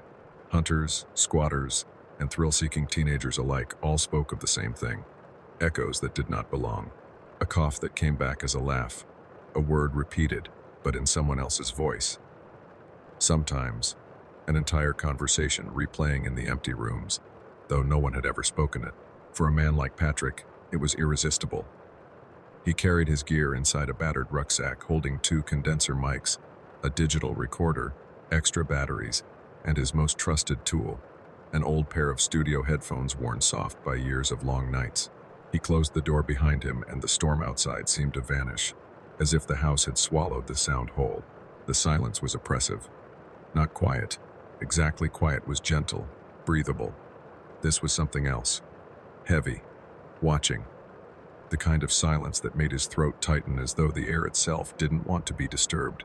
Patrick knelt, set up his equipment on a crooked table near the hearth, and began to record. Graymarsh House, he said softly, speaking as much to himself as to the invisible audience he imagined in the future. August 14th. Time is 11:23 p.m. I've come alone, with no backup, no stage tricks. Tonight I'll be documenting what the locals call the echoes. And we'll find out together if Walls really can remember. He paused, played the silence back immediately. Nothing unusual, just his voice, thin and dampened by the room. But as he listened closer, adjusting the gain, he thought he heard something. Not a sound exactly, more like a breath layered beneath his own. Patrick leaned forward, pulse quickening. "Could you repeat that?" he whispered into the mic, as though the house might answer. The silence stretched, taut as wire. And then, faintly, unmistakably, his own voice came back to him, though distorted, cracked, as if dragged through static. Walls really can remember. His blood went cold. He had not played the tape. His finger rested on the recorder, motionless. The words had come from the house itself. That was how the first night began. Not with a bang or a scream, but with an echo. His own voice, torn and reshaped, feeding back through the air. Patrick steadied his breathing, forcing calm. This was what he wanted. Evidence. Proof. He leaned into the moment. "All right," he said gently, like coaxing a wild animal. "If you're repeating me, then you can hear me, which means you can speak, can't you?" At first, nothing. Then, soft as a sigh, "You can speak, can't you?" The words bent upward on the last note, mocking, like a child taunting in a playground. Patrick swallowed hard, adrenaline washing through him. He checked the mic cables, tested the recorder, reassured himself with the mechanical logic of buttons and wires. Everything worked. No loops, no trick. He was hearing something alive. The silence pressed closer, waiting. Patrick licked his lips, and in a steadier voice than he felt, spoke again. "Then let's have a conversation." He should have left then, should have packed his bag, driven through the storm, and never looked back. But Patrick Hale was a man who had devoted his life to listening for voices in the dark. And on that first night in Graymarsh House, the dark finally answered him, and it would not stop. The stairs spiraled down into the earth like the spine of some ancient creature, vertebrae of stone, slick with condensation, whispering echoes rising in slow, hollow breaths around Daniel as he descended. He carried only the beam of his flashlight and the steady rhythm of his own heart, yet each step felt measured against something unseen, as if the air itself ticked in time with him. The hum grew stronger here, not just louder, but denser, like a physical texture coating the walls, vibrating against his skin. It was not a sound in the ordinary sense. It seeped into him the way dampness seeps into clothing. He could taste it on the back of his tongue, metallic, faintly sweet, like the memory of blood. The staircase ended in a long corridor, cut from rock but smoothed unnaturally, too symmetrical, too deliberate. Along the walls were small cavities evenly spaced, shallow as open mouths that seemed to drink in the faint beam of his light. He paused, running a hand over one. The stone was cold, but it pulsed faintly as though beneath it ran a vein carrying something more than water. Daniel drew in a breath, steadying himself. He reminded himself why he had come. The project, the study of underground resonance, of geological frequencies that could disrupt human perception. This was supposed to be research. He was not a believer in legends, not one to entertain campfire whispers of voices in the stone. But now, standing in the corridor, he felt an unease that theory could not dissolve. The corridor funneled him forward until it opened into a chamber. Vast, circular, domed so perfectly that his light seemed to scatter and fold back upon itself, as though reluctant to illuminate. And at the center, a well. The well was broad, its lip carved from the same stone as the chamber, worn smooth by time or touch. Daniel stepped closer, the hum now unmistakably radiating from its depths. It wasn't just vibration, it was layered sound. Low, drawn-out tones overlapped with high, nearly imperceptible threads, weaving together into something almost choral. If he stood still, the notes shifted into suggestion, words on the cusp of meaning. Leaning over the rim, Daniel shined his flashlight downward. The beam fell a long way, striking no bottom, only walls that seemed to ripple faintly, as if the stone itself shivered with breath. Then, faint but deliberate, a whisper rose. It spoke his name, Daniel. And he froze, the blood draining from his face, the name still lingering in the air like condensation on glass. He wanted to tell himself it was echo, his own breath rebounding in some peculiar fold of acoustics. But the voice was not his. It was softer, older, threaded with an intimacy that unsettled him to the core. Again it came, clearer this time, as though emboldened by his silence. Daniel, come closer. His flashlight flickered. He jerked it, shook it, the beam stuttering as the whisper grew, doubling, tripling, until it became not one voice but many, layered on top of each other, all murmuring his name in a cadence both familiar and strange. He staggered back, breath shallow, but the chamber pressed against him, curved walls amplifying every sound. His retreat felt like resistance against gravity itself, as though the room pulled him toward the well. Daniel clutched the recorder at his side, fumbling to press play. The device whirred, then clicked alive, its red light glowing faintly in the dark. He raised it toward the well. "This is Daniel Keene," he whispered, his own voice trembling. "I'm in the central chamber. The phenomenon is..." But he never finished. The whisper surged, so sudden it cracked the stillness like glass breaking underwater. Not words now, but a chorus of tones vibrating so deeply his teeth ached, his bones quivered. The recorder caught it. He saw the needle spike, flutter, climb beyond range, but Daniel's ears could not hold the sound. It slipped inside him, bypassing hearing, rooting in marrow, and then, impossibly, he began to hear not with his ears, but within his own thoughts. "We know you, Daniel." The words weren't spoken aloud. They unspooled directly inside his mind, threaded with recognition, almost tenderness, as though the voices had been waiting. He staggered, clutching his head. "No," he rasped. "You're not real. This is resonance. It's just, you came to listen." He fell to his knees, the flashlight clattering, rolling to rest against the stone. Its beam pointed up at the domed ceiling, revealing shapes carved faintly into the stone sigils, concentric spirals, symbols etched with such precision they seemed alive. He hadn't seen them when he entered. They revealed themselves only under that fractured light. The whispers swelled in recognition. "Now you belong." Daniel pressed the recorder against his chest, desperate, grounding himself with the weight of something tangible, something outside the voices. His breath rattled in his throat. He could not run, not yet, not without proof. If he left now, the story of the well would remain legend. He needed to bring it back, to show them what he had heard. But even as he clung to reason, the hum inside him grew louder than thought, weaving its own rhythm in his pulse. And somewhere, beneath all the voices calling his name, he heard a single sound, sharper, cleaner, cutting through the layers. It was a voice he knew. It was his mother's. She whispered the same words she had spoken to him as a child, when he woke from nightmares, trembling. "Listen." Daniel's heart seized. His mother had been dead for 10 years. The well did not hum. The well spoke. And now, it spoke with the dead. Daniel knelt in the chamber, his knees pressed into the cold stone, his chest shuddering as the echoes folded in on themselves, rippling and reforming into voices that carried not only sound but memory, not only presence but the weight of familiarity. He wanted to believe that the vibration of the chamber, the natural acoustics, the play of his imagination in the grip of isolation had tricked him into hearing his mother's voice. Yet the timbre had been unmistakable, tender and precise, carrying with it the very inflection of her tone, as though it had been captured, preserved, and now replayed through the air of this ancient hollow.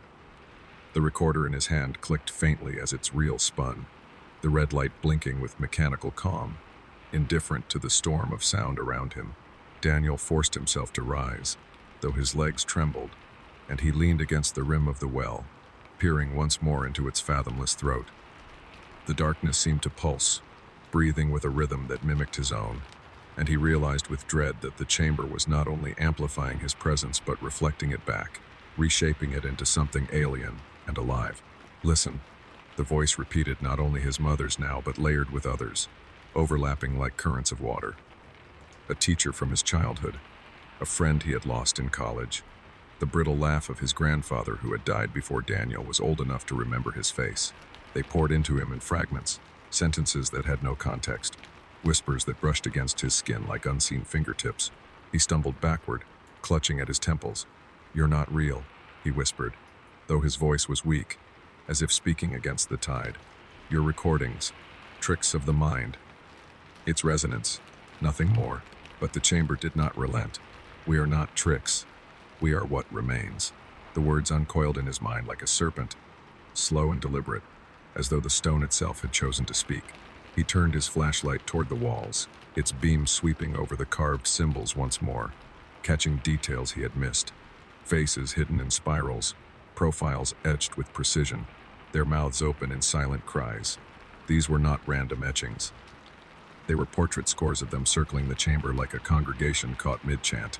Their eyes followed him, each gaze carved to perfection. And the longer he stared, the more certain he became that these were not the work of artisans, but impressions, recordings of people, fixed into the stone as though absorbed by the walls themselves. His throat tightened. The legends had always hinted at it. The well that remembered, the stones that whispered back.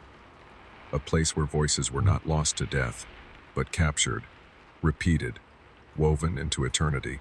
The hum deepened, and suddenly the floor beneath him vibrated with such force he nearly lost his footing. He pressed a hand to the ground, feeling the stone thrum as though alive, as though a heart beat beneath it. And then came the surge of whispers, thousands now, overlapping, weaving together into a vast and terrible chorus. He could no longer pick out single voices. Instead, it became a sea of sound, rising and falling, each wave cresting against his consciousness, filling him, pressing into every corner of his mind until he thought he might split open. He clamped his hands over his ears, but it did not help. The voices were inside him now, bypassing flesh, rooted in thought. His breath came in ragged gasps. He had to escape. Daniel stumbled toward the corridor, his flashlight swinging wildly, casting manic beams that made the carved faces seem to move, to turn their stone mouths toward him, their silent cries merging with the whispers in his head. He pressed forward, desperate, each step an effort against the invisible pull of the chamber. But just as he reached the arch of the corridor, the voices shifted. "Stay." The single word froze him where he stood. Unlike the chorus, this voice was sharp, commanding, threaded with authority that seized his spine. Slowly, unwillingly, Daniel turned back. The well waited in the chamber's center, dark and patient, its hum steady and resonant. The words still echoed in him, not fading as sound should, but repeating like a commandment. And then, from the well, rose a sound that hollowed his chest. His own voice, recorded, replayed, twisted by the chamber. The words were his, but dragged into strange cadence, like something half asleep imitating. "This is Daniel Keene. I'm in the central chamber." The recorder had captured it only moments before, yet now the chamber spoke it back. His own words twisted, elongated, as though the well itself had swallowed him whole and spat him back out in distorted fragments. His mouth went dry. The chamber remembered, and once it remembered, it never forgot. Daniel clutched the recorder tighter, the red light still blinking as if nothing had changed. Yet he knew with dreadful certainty that it was no longer only recording him. It was recording everything. The chamber, the whispers, perhaps even his very thoughts. He forced himself to step back into the chamber, his fear warring with a compulsive, desperate need to understand. "What are you?" he whispered, his voice nearly drowned by the hum. "What do you want?" The answer came, low and unified, not as whispers now, but as a single resonance that made the chamber shiver. "We want you to remember." The words echoed so deeply that he felt them resonate in the marrow of his bones, vibrating his ribs, shuddering through his spine. He dropped the recorder, his hand numb, and it clattered to the stone, still blinking, still alive.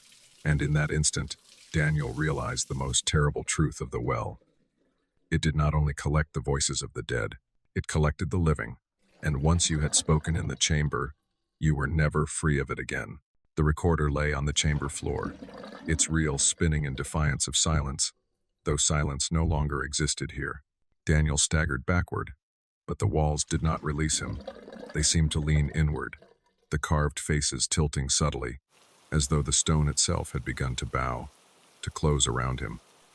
His heart pounded with such force he thought it might rupture, yet the sound was swallowed immediately into the chorus, his very pulse joining the endless archive of echoes. He bent down, trembling fingers reaching for the recorder, but when he touched it, the machine burned as if it had been sitting beneath the sundae. He recoiled, his fingertips scorched, and the red light blinked once, twice, then steadied, glowing brighter than it should, as though fueled not by battery but by the well itself. The hum deepened again, and the well at the chamber's center rippled with darkness so complete it seemed fluid, a surface of shadow shifting like water under invisible wind. Daniel's breath caught. He told himself not to look, but his eyes refused to obey, and when he leaned too close, he saw movement within faces rising through the darkness like fish surfacing in a midnight pond. His mother's face was there, her lips moving in soundless speech. Behind her, countless others, mouths open in frozen cries, each one caught in the act of calling, pleading, whispering. His stomach heaved. He stumbled back, but the chamber no longer felt like stone. The walls pulsed faintly, alive, the carvings shifting with every flicker of his flashlight beam, and he realized, with a clarity that turned his veins to ice, that these were not carvings at all. They were impressions, residues, faces pressed into the surface of the world when their owners were swallowed whole. The chamber had eaten them, digested their voices, left their likenesses behind as proof of possession. Daniel wanted to flee. Every instinct screamed at him to run, to abandon the recorder, to escape into the corridor and never look back. But when he turned, the archway was no longer empty. A figure stood there, half-formed, its edges blurred as though sculpted from smoke. It had his height, his frame, his face. The double stepped forward, soundless, its skin flickering with faint vibrations like the surface of a speaker. And when it opened its mouth, the voice that poured out was Daniel's own, layered, reverberant, stretched. "I am you," it said, "and you are already me." He shook his head violently, pressing his back to the cold wall. "You're not real. You're an echo," it finished. "Yes, but so are you." The hum spiked, and Daniel's knees buckled as the floor seemed to tilt beneath him. His flashlight slipped from his grip, clattering to the ground, the beam spinning across the walls, illuminating the infinite gallery of faces that seemed to lean closer, their stone mouths trembling as if on the verge of breaking into sound. The double advanced, step by step, until it stood before him, its presence radiating not heat but a hollow chill that sucked the air from the chamber. It lifted a hand and pressed it against Daniel's chest. He gasped. The touch was soft, almost tender, yet his ribs vibrated beneath it, his heartbeat syncing with the rhythm of the chamber, no longer his own. "You came here to listen," the echo murmured. "But the well listens too. It listens deeper than you can imagine. And when it listens, it remembers. And when it remembers, it remakes." Daniel's body trembled. His thoughts blurred, fragments of his life flashing before him, yet distorted, played back with strange inflections, as if someone else were narrating them. He saw himself as a boy, calling out to his mother in the night.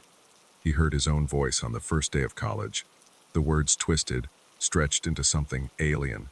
Every memory, every utterance he had ever spoken, replayed through the filter of the chamber, becoming less his own and more the well's. The double leaned close, its mouth brushing his ear. "You will not leave," it whispered. "Not as you were. You will leave as part of us." Daniel jerked free, adrenaline tearing him loose, and stumbled toward the recorder. He seized it, ignoring the pain in his hand, clutching it to his chest as though it were the last fragment of his identity. The machine whirred, its reel still spinning, and in a final act of defiance, he pressed the stop button, his thumb trembling. The red light died. For an instant, the chamber fell silent. The hum ceased. The faces on the walls stilled. The double faded into vapor. The well's surface grew calm, flat, as obsidian. Daniel collapsed, gasping, his ears ringing in the absence of sound. His relief was sharp, dizzying, yet short-lived, for the silence was not pure. It was thick, suffocating, the kind of silence that comes not from peace but from something holding its breath. And then the well exhaled. The recorder in his hands clicked, though he had stopped it, the reel turning on its own, the red light flaring to life again. But it was no longer recording. It was playing back. From the machine came his voice, calm, steady, spoken in a tone he did not recognize. "This is Daniel Keene. I found the chamber. I found the well. And now, I belong to it." Daniel screamed, though the sound barely left his throat before the chamber swallowed it whole. The scream dissolved almost before it was born, absorbed into the trembling stone. Daniel staggered forward, clutching the recorder against his chest, but its weight was no longer familiar. It pulsed in his hands like a living heart, beating with a rhythm that was not his own. The red light glowed steady, casting a faint circle against his ribs, as if burning its way inside. He dropped it, but the machine clung to him, refusing release. His fingers, rigid, would not uncurl. Panic surged through his veins like ice, and in that panic he realized this was no tool now, no instrument. The recorder was a mouth, and he was the breath it consumed. The chamber stirred. The walls shuddered. The faces carved in stone, no, pressed into stone, opened their mouths. The silence cracked. 100, 1,000 whispers bled through the chamber, a tide of sibilant memory. They spoke with his voice, and with voices he did not know, words unstrung, fragments spilling into one another. Childhood secrets, lovers' confessions, cries uttered in loneliness. Every sound of his life fed back into the world, not in the way he had spoken it, but how the chamber had chosen to remember. Daniel clamped his hands over his ears. It made no difference. The noise was not sound alone. It was thought, vibration, marrow deep. The more he fought, the more the voices crowded, pressing against him from within. At the chamber's heart, the well convulsed. Its surface rippled, then split, opening like a mouth of stone and shadow. A draft pulled at him, inexorable, dragging the breath from his lungs, the warmth from his blood. He dug his heels into the floor, but the ground itself betrayed him, shifting toward the abyss, sliding him closer. The recorder buzzed, and through its tiny speaker came a voice clear, direct, commanding. His own voice, but aged, hollowed. "Step in." He shook his head. "No, step in," the voice repeated, stronger now, underpinned by a chorus of echoes. He tried to hurl the recorder into the well, but his arms betrayed him, his muscles locked, seized by a will beyond his own. He could only watch, helpless, as his legs moved, one step forward, then another, carrying him toward the black mouth. The carved faces on the walls tilted, leaning closer, as if straining to witness his surrender. The whispering surged, no longer chaotic but unifying, a single chant drawn from countless throats, calling his name. Daniel, Daniel, Daniel. The edge of the well rose before him. He gazed down into the void, and for a moment the darkness shifted into a surface of water. He saw his reflection, pale and broken, but then it twisted, reshaped, until it was no longer his reflection but his double, the figure of smoke, the echo, smiling with a mouth too wide, eyes that did not belong to him. The recorder flared hot in his hand. His body leaned forward. He wanted to scream, but his throat refused him. The last thought that passed through him, faint and unreal, was whether this had been inevitable from the start, whether the chamber had always known he would come, had always been waiting for him, had always needed a voice to replace its last. And then he fell. The well swallowed him whole. For a heartbeat, silence. Then the recorder, still lying on the lip of stone, clicked softly. Its reel spun, and through the static came Daniel's voice, measured, calm, stripped of panic. "This is Daniel Keene. Welcome to the echo chamber. You're listening now. You're listening, and you will never stop."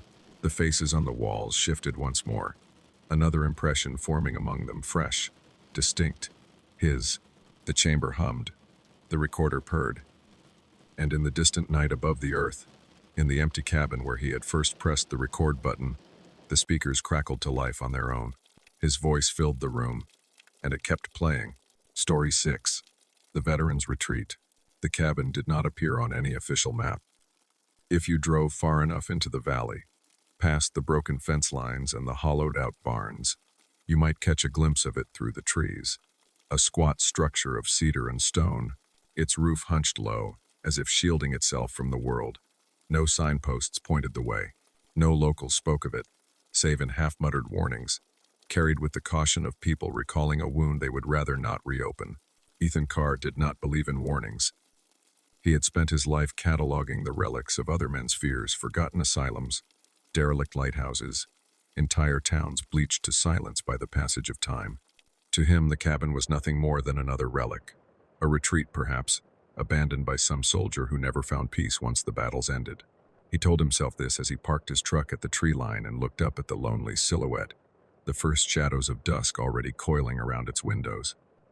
The air smelled of pine resin and damp soil, the metallic tang of rain yet to fall. Insects pulsed in the undergrowth, their hum rising and falling like static, and beneath it all fainter, more elusive was another sound.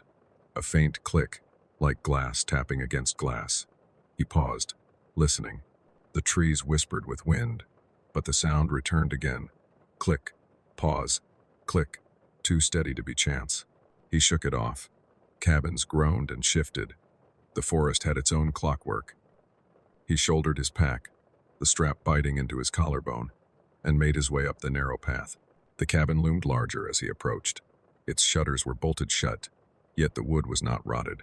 The front door was reinforced with a steel latch, the kind one might see on an outpost rather than a homestead. Around the perimeter, he noticed what first looked like fallen branches, but on closer inspection proved to be carefully placed stakes. Some were tipped with rusted wire. Others bristled with bent nails, their ends catching the last smear of daylight. Traps. Ethan crouched, tracing one with his fingers, and felt a thin wire stretch taut across the soil.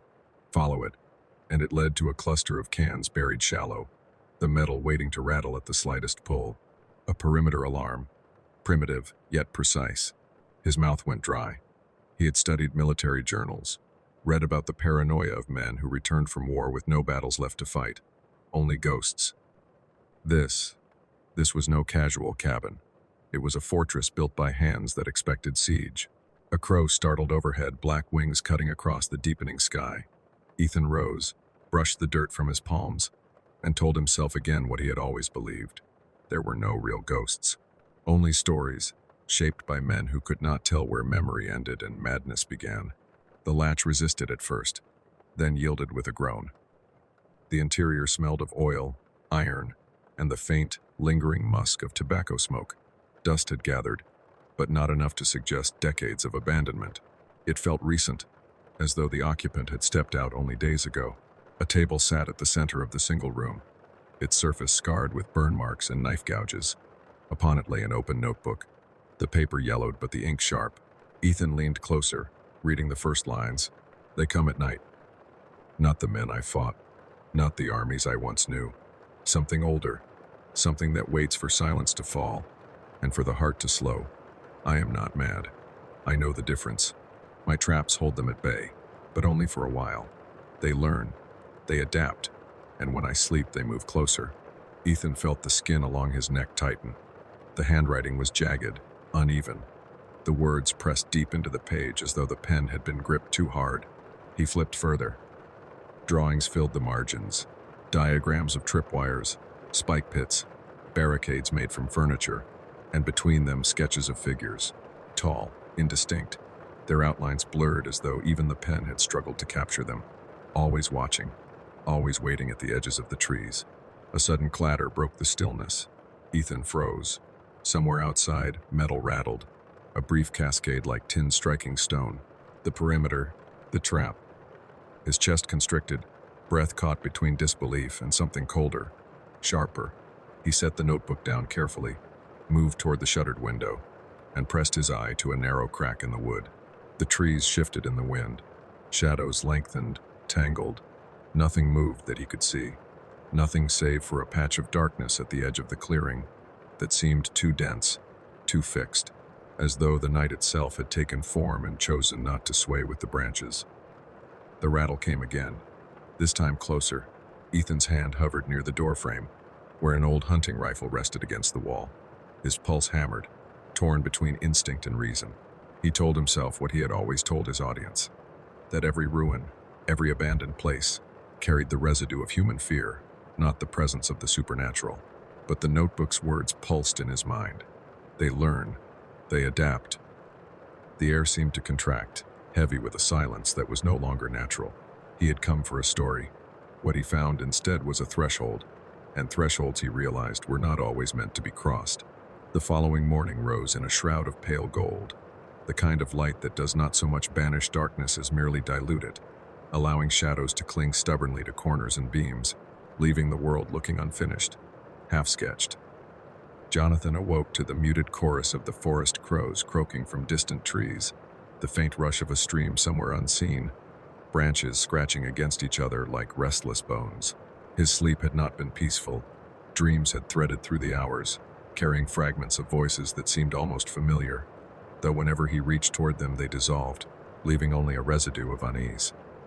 He dressed slowly, his body stiff in places it should not have been, a heaviness pressing on his chest that was not entirely physical. The retreat's bell sounded somewhere far off, a hollow chime that seemed more like an echo than a call, and he followed it through the corridor, his footsteps softened by the faded carpets patterned with shapes that reminded him uncomfortably of eyes half closed in drowsy judgment. The dining hall was long, high-ceilinged, and filled with the subdued clink of cutlery and the murmurs of men whose conversations seemed to lack any true center. They spoke of trivialities, the weather, the quality of the coffee, the creak of their bed springs, but there was something strangely circular in their dialogue, as though they were only pretending to speak, each word looping back toward silence rather than forward into meaning. Jonathan sat at one of the long wooden tables, and across from him an older man with a bandaged hand offered a stiff nod. "First night?" the man asked, his voice gravelly but lacking warmth. Jonathan nodded, lifting his cup.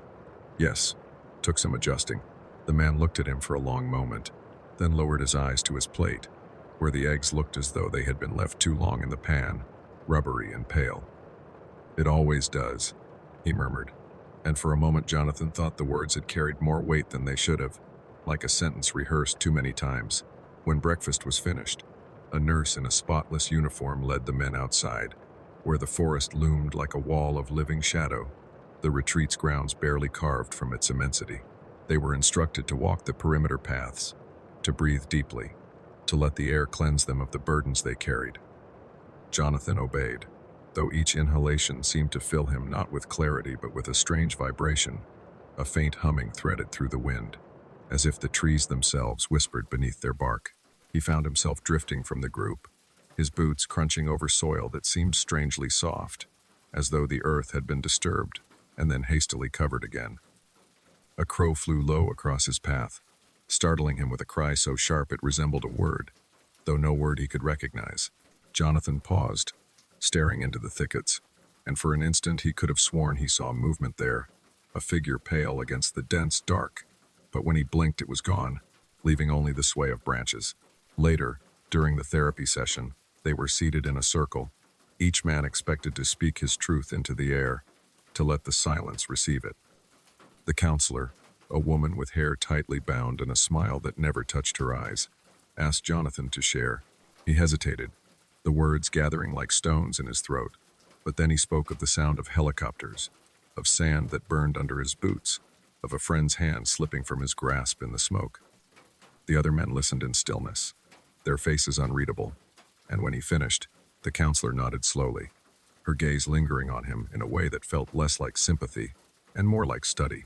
That night, Jonathan returned to his room with the weight of the session pressing on his shoulders.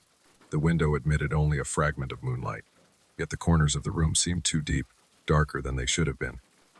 He lay down, hoping for sleep, but the house itself seemed unwilling to let him drift. The radiator hissed with irregular sighs. The beams groaned, as though bearing burdens of their own. And beneath it all, from somewhere beneath the floorboards, he swore he could hear the faint murmur of voices. Not loud enough to distinguish, not strong enough to follow, but persistent like the low drone of a congregation praying in secret, their words leaking upward into his solitude. Jonathan pressed a pillow over his head, but the sound only seemed to throb deeper into his bones. He rose, pacing, his hand against the wall, feeling its coldness. And then sudden, sharp, undeniable, he heard his name whispered. Not shouted, not called, but spoken with terrible intimacy. Jonathan. He froze, the air thick in his lungs, his heart hammering against his ribs. He turned toward the door, toward the corridor beyond, but the hall was empty, yawning in both directions. Slowly, he closed the door, leaning against it as though to bar something out. He whispered his own name under his breath, just to hear it in his own voice, just to remind himself it belonged to him. When he finally lay back down, exhausted, the whisper did not return. But sleep was no refuge. Instead, he dreamt of walking through the retreat's corridors, the walls on either side pulsing as if alive, their surface rippling with unseen breath, and within the undulations he could see faces pressing forward, faces of the men around him, hollow-eyed, their mouths open as though singing a song too low to hear. He woke with his sheets tangled around his body, the taste of iron in his mouth, the echo of the dream's silence more unbearable than any scream. And when the morning bell rang, he rose not refreshed but already weary, carrying with him the sense that whatever the retreat had promised, it was less a sanctuary than a waiting place, and something within its bones had begun to take notice of him. The third day at the retreat began with a sky the color of tarnished silver, clouds dragging their shadows across the hills as though reluctant to let the sun pass. Jonathan walked among the others in silence, his body present but his mind snagging on fragments that refused to dissolve. The dream of faces in the walls, the whispered call of his name, the sense of being watched even in his solitude. He tried to swallow it down with the bitter coffee, with the morning exercises, with the measured rhythm of boots on gravel, but the unease clung to him, stitched into his nerves. It was during the group session that he noticed at first the pattern beneath the voices. The men spoke in halting confessions, bits of memory cast into the circle like stones into a well. But as they spoke, Jonathan realized that their sentences carried a subtle rhythm, a cadence that seemed rehearsed, almost incantatory. The words shifted from one voice to another, overlapping in ways that felt deliberate, as though the men were unconsciously reciting lines from the same script. He tried to catch it, to pin it down, but every time he thought he had found the pattern, it slipped into something else, as though the language itself were alive, writhing away from comprehension. Later, in the hallway, he caught the bandaged handman staring at him. The man's eyes were clouded, unfocused, yet there was a weight to his gaze that pressed like a hand against Jonathan's chest. When their eyes met, the man's lips moved, soundless, shaping syllables that Jonathan recognized with a jolt of dread. His name again, Jonathan, formed without breath, mouthed like a secret passed through glass. Jonathan turned quickly away, but the echo of it stayed, clinging like smoke in his mind. That night, he wandered the corridors, unable to rest. The lamps along the walls flickered as if struggling to stay alive, their light casting strange elongations of shadow that bent in unnatural ways. He found himself drawn toward the east wing, a part of the building rarely spoken of, where the paint peeled in long, curling strips and the air smelled faintly of mildew and iron. The corridor there was narrow, pressing close around him, and the further he walked, the more certain he became that the whispers were not in his imagination. They came clearly now, voices braided together into a low chant that seeped through the walls themselves. His hand reached out, fingers brushing the plaster, and he swore it thrummed faintly beneath his touch, like the skin of a drum. Jonathan. The sound was no longer ambiguous. It was his name, spoken with quiet insistence, over and over, until it no longer sounded like a name at all, but something older, something carved out of language before language itself existed. He stumbled back, heart racing, and in that moment the door at the end of the hall creaked open.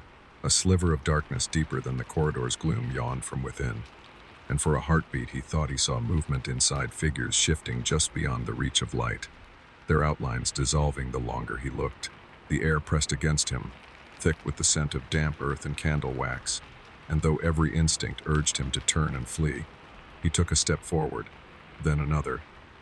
The sound swelled as he approached, a chorus of whispers braided into a river of sound, and he realized with dawning horror that they were not speaking to him but through him, as if his very presence was a vessel for their utterance. He clutched the doorframe, his breath shallow, and looked inside. The room was small, windowless, its floor marked with strange concentric patterns that might have been stains or carvings, impossible to tell in the shifting gloom. Candles guttered along the edges, their flames impossibly steady despite the draft. And in the center of the floor sat three men from the therapy circle, their backs to him, their heads bowed, their lips moving in unison. They were whispering his memories. Every word he had spoken in the circle, every confession he had poured out, every detail of the desert heat and the slipping hand and the breath of smoke repeated now in hushed tones, their voices weaving his grief into something ceremonial. Jonathan staggered back, his mind recoiling, and the nearest man turned his head slowly, as if pulled by invisible strings. His eyes met Jonathan's, and the look within them was not recognition, not surprise, but invitation. Jonathan fled, his boots slamming against the corridor floor, the shadows clutching at him as he ran. He did not stop until he reached his room, his chest heaving, his palms raw from scraping the walls as he stumbled.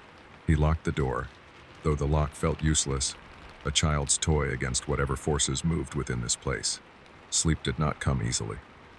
When it did, it was filled with images of the men in the circle, their lips whispering in perfect unison, their voices carrying his pain into the walls, feeding it into the house itself.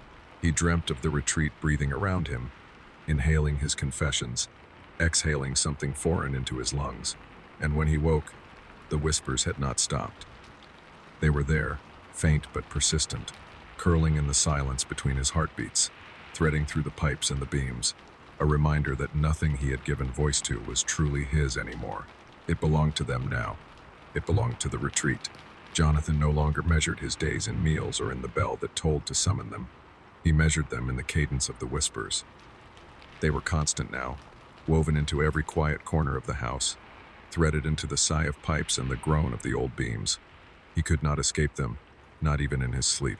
They had become a second pulse beneath his own. On the fourth night, he stopped resisting their call.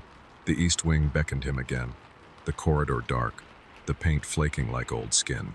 His feet moved without his consent, each step carrying him closer to that door he had once fled. And when he reached it, the wood no longer resisted. It swung open as though expecting him.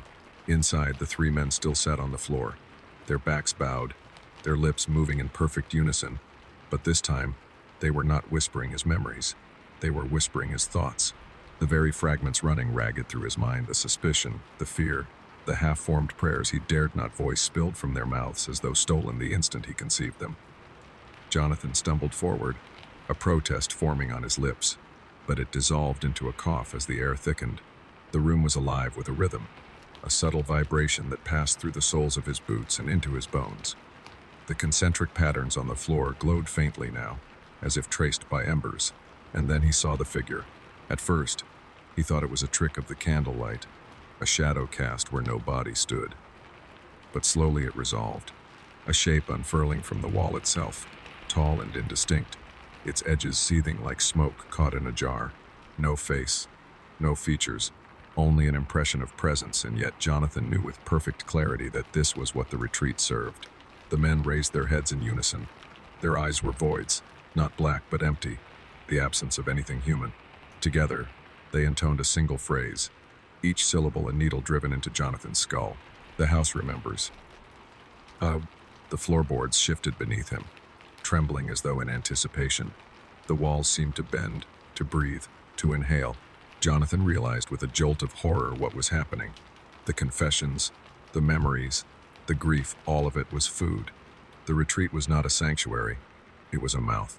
And the veterans who came here were not healed, they were harvested. He turned to flee, but the door had melted into the wall, sealing him inside. The whispers rose in a swell, a tidal wave of voices not his own. He clutched his ears, but it was useless. The sound was inside him, vibrating through his marrow. The shadow figure extended what might have been a hand, long and indistinct, reaching not toward him but into him. Jonathan felt a wrenching tug deep within, a pull at the very core of who he was. Images flooded him, the battlefield, the desert, the final breath of the man he could not save, and he realized with cold clarity that the house was stripping him bare, consuming the raw fabric of his being. His knees buckled. He gasped, clawing at the air as though he could seize himself back from whatever force was unraveling him. For a heartbeat, he thought he heard his own voice among the chorus, whispering words he had never spoken, his identity already slipping into the echo that fed the walls. And then, as sudden as a door slammed in a storm, the whispers fell silent. The three men slumped forward, unconscious or dead, their bodies crumpling like discarded garments. The shadow retreated into the wall, leaving only the faint scent of earth and ash. Jonathan lay sprawled on the glowing floor, his chest heaving, his mind a blur of fragments and voids. Something vital had been torn from him, something he could not name, and the hollow it left rang louder than any scream. When at last he dragged himself upright, the door was open again. The corridor yawned beyond, empty, silent, waiting. He staggered into it, trembling, knowing the truth. He had survived the first feeding, but not the last. The retreat had tasted him, and it would not let him go. Jonathan did not leave the retreat. Not that night, not the next. The thought of escape became as abstract as the idea of flight to a bird with its wings clipped. He wandered the corridors instead, pale and hollow-eyed, listening to the hushed cadence of the house, as if it might, at last, reveal the terms of his captivity. It spoke only in whispers. The others barely acknowledged him now. The veterans who had once shared meals at long tables seemed reduced to husks, their laughter dissolved, their eyes downcast. They moved with the inertia of men already surrendered, mouths working silently, their thoughts siphoned into the hungry walls. Jonathan would try to speak to them, ask a question, offer a fragment of conversation, and they would nod vaguely, but their lips never truly moved. It was as if the house had claimed their voices and left behind only the shells of bodies to wander its halls. In his room, his journal lay open on the desk, but the words inside were not his. His handwriting, yes, the familiar tilt, the sharp strokes of the pen, but the sentences were foreign, describing events he had not lived, memories he had not made. They spoke of battles older than his, of nights in trenches, of faces he had never seen but could suddenly recall with piercing clarity. Jonathan read until his hands shook, realizing the house had begun stitching him into its collective memory. He was no longer Jonathan alone. He was Jonathan plus 100 other voices, layered and echoing, identities braided together until individuality dissolved into chorus. At night, he dreamed of the shadow, not of its form that remained indistinct, a smudge against the fabric of perception, but of its presence, heavy and unyielding. It watched him without eyes, touched him without hands, consumed without teeth. In the dream, he begged it for release, and the answer came not in words but in silence, a silence so absolute it crushed the marrow of his bones. He awoke with tears on his face, though he could not remember why. On the 7th evening, he returned to the room in the east wing, drawn as surely as a moth to flame. The three men who had once chanted there were gone. The floor was cold, the candle stubs extinguished. Only the concentric symbols remained, faint but etched deep into the boards. He traced them with his fingertips and felt a pulse beneath, like a heartbeat buried within the wood, and he understood the men had not vanished. They had joined the retreat fully, dissolved into the living architecture. He sank to his knees, whispering aloud just to hear his own voice, to remind himself he was still distinct. But the walls answered, not in echoes, but in anticipation, repeating his words a fraction of a second before he could speak them. His throat closed, panic flaring, as though the house had slipped ahead of him, owning his speech before it left his lips. Jonathan staggered back to his room, clinging to the last tatters of his self.